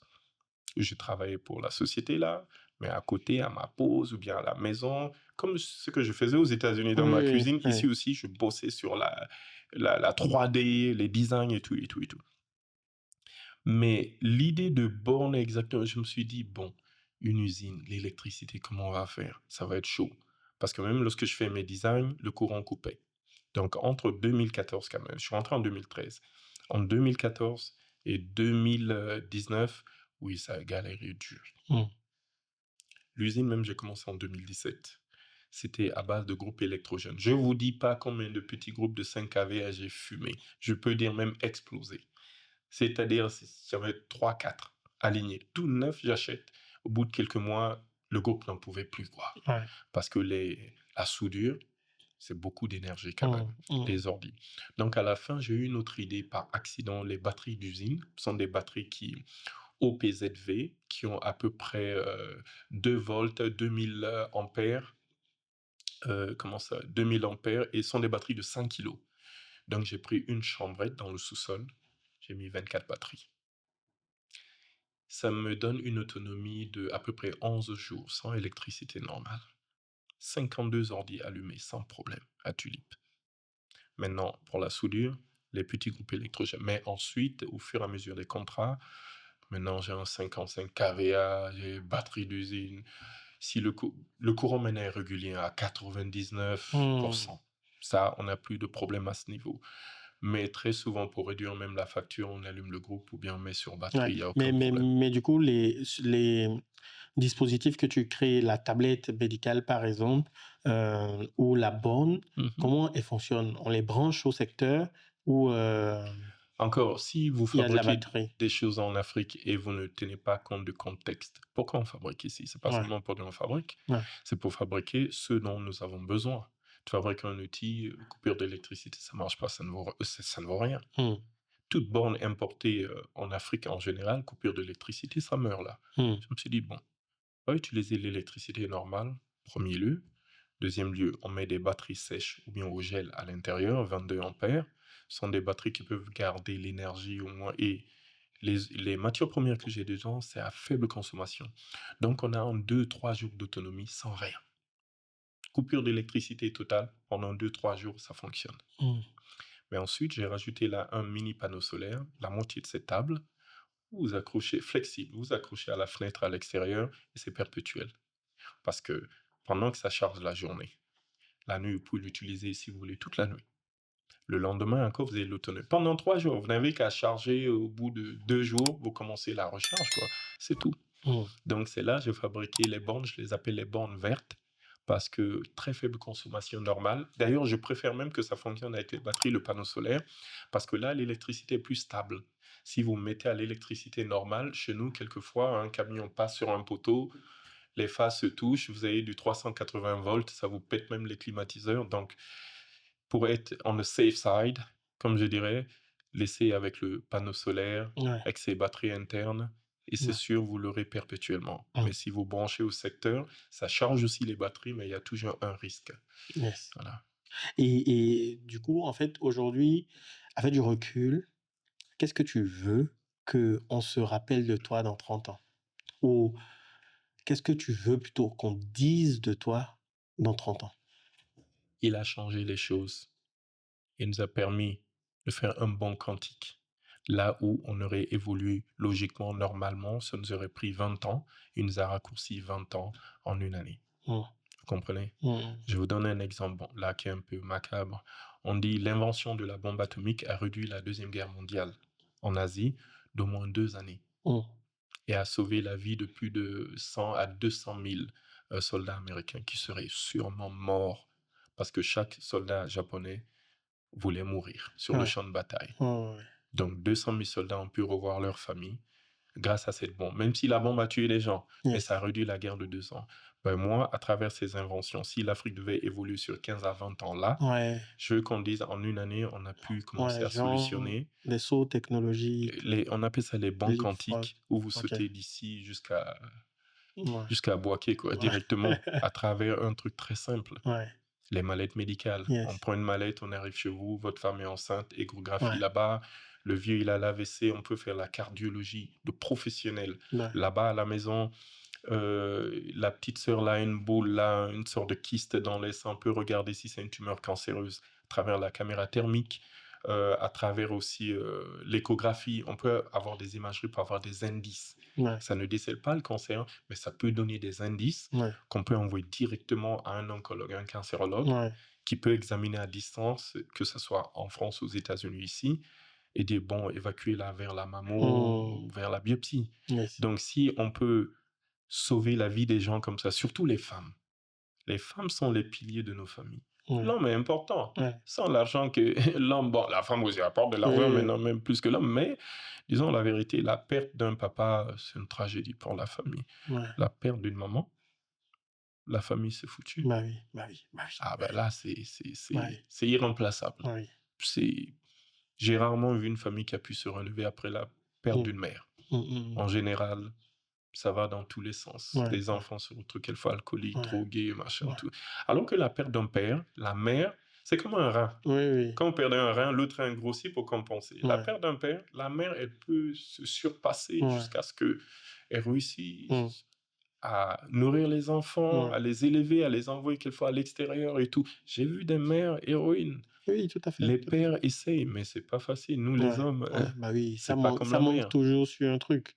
Donc Ouais. la mallette médicale est très axée aussi vers la santé de la reproduction, la santé de la femme, Mmh. pour être sûr que les mères survivent. Les Ouais, papas aussi, bien sûr, on a des outils dedans, plein ouais, d'outils pour les pères, ouais, mais au moins le médecin ou l'aide soignant peut arriver chez vous en moto très rapidement avec tous les outils digitaux là, vous branchez, relevez toutes vos constantes vitales, soit diagnostiquer là-bas, soit renvoyer à Ouais, l'hôpital. L'expert voit s'il faut évacuer à l'hôpital ou dire, bon, c'est un faux malade, donnez-lui Doliprane et puis ouais, ça peut ouais, passer. ouais, ouais. Dans l'avion, on C'est peut très, maintenant avoir c'est... cet outil dans l'avion. Ouais, grave, grave, Voilà, grave, grave. dans l'avion, ça va vraiment les éviter quelquefois les atterrissages d'urgence Ouais, en cas de malade imaginaire, parce qu'il y en a ouais, quelquefois. ouais. Il y a de vrais malades aussi. On dit, y a-t-il un médecin? Une hôtesse ou un hôtesse, tu vois, peut simplement brancher les capteurs avec l'internet de l'avion, renvoyer les signaux au Mhm, sol. Si c'est très grave, on fait atterrir l'avion. mhm, mhm, C'est mhm. des économies. Yes, énorme. Les ambulances aussi, l'armée aussi. À Ouais. l'origine, la mallette a été faite pour l'armée même. Mhm. L'armée, on peut rajouter la petite antenne Starlink là, de 50 mégas par seconde Pour et c'est fournir fini. Internet et Ils peuvent fournir... être partout, Ouais, en mer, sur terre, dans les montagnes, partout. ouais, Ils ont la télémédecine en direct. ouais. Mais du coup, toi, c'est ce que tu voudrais que dans 30 ans, on se dise par rapport à toi. Est-ce que tu... Déjà, tu as combien d'enfants? J'ai 4 enfants, un qui est aux États-Unis, 3 qui sont avec moi en Guinée. D'accord. Et est-ce que tu rêves, tu vois, de les voir reprendre la suite un jour Ils ou, ont intérêt. Je les envoie déjà l'un à 8 ans ici, l'autre 4 ans.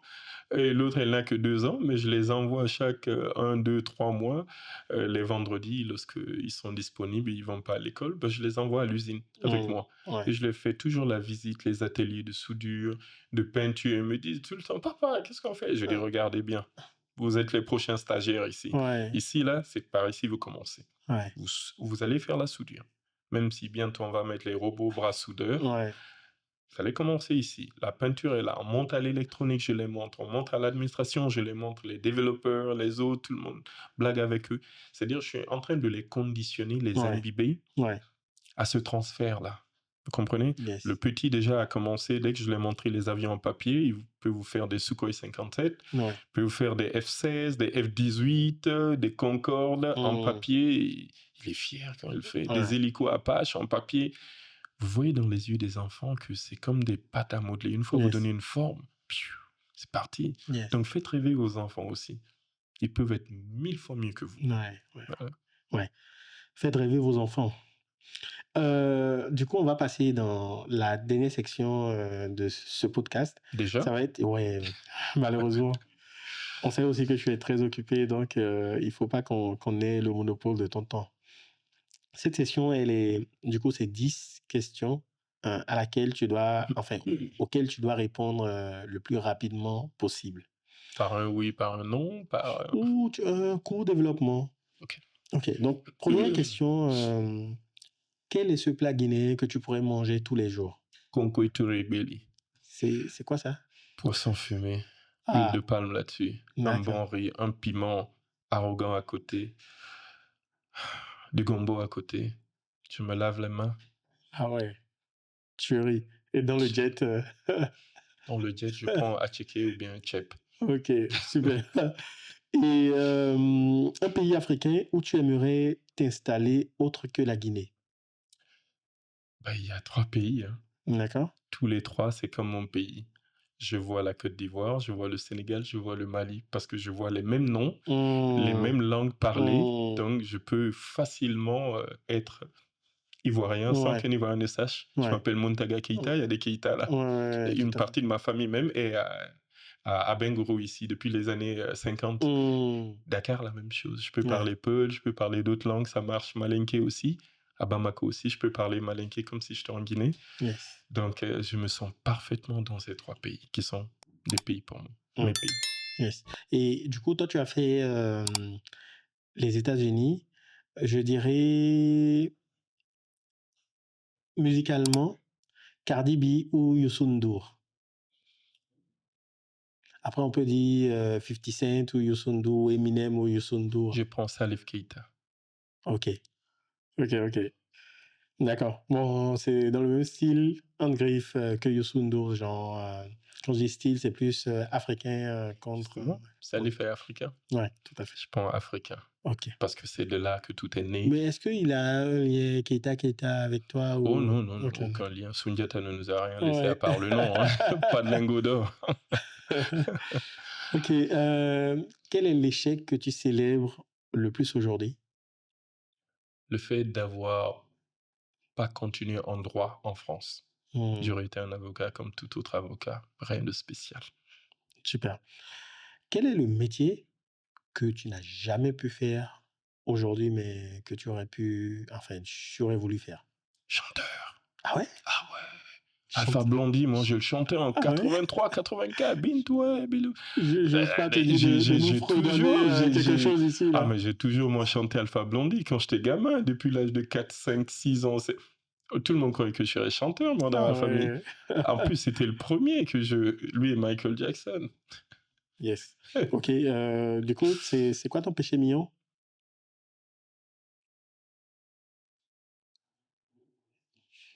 On dirait qu'on a une colle là.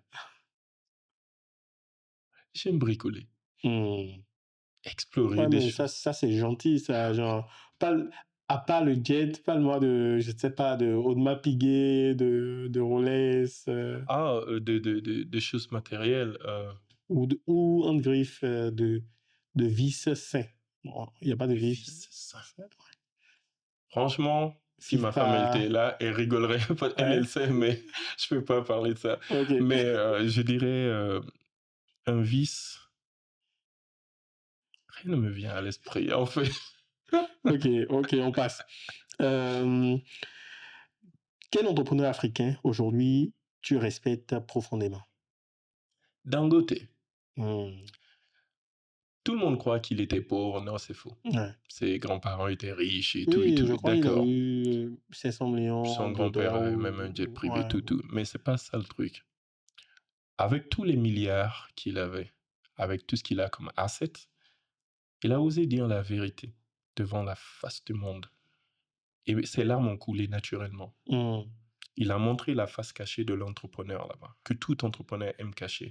On aime cela jouer dur. Ouais, moi, ouais, c'est bon, c'est faux. Un entrepreneur, ça pleure. Et quand j'ai vu ses larmes sortir, ah là, je savais ce qui se passait à l'intérieur. Hmm, hmm, Parce que le coup qu'il a reçu là, c'est un gros coup.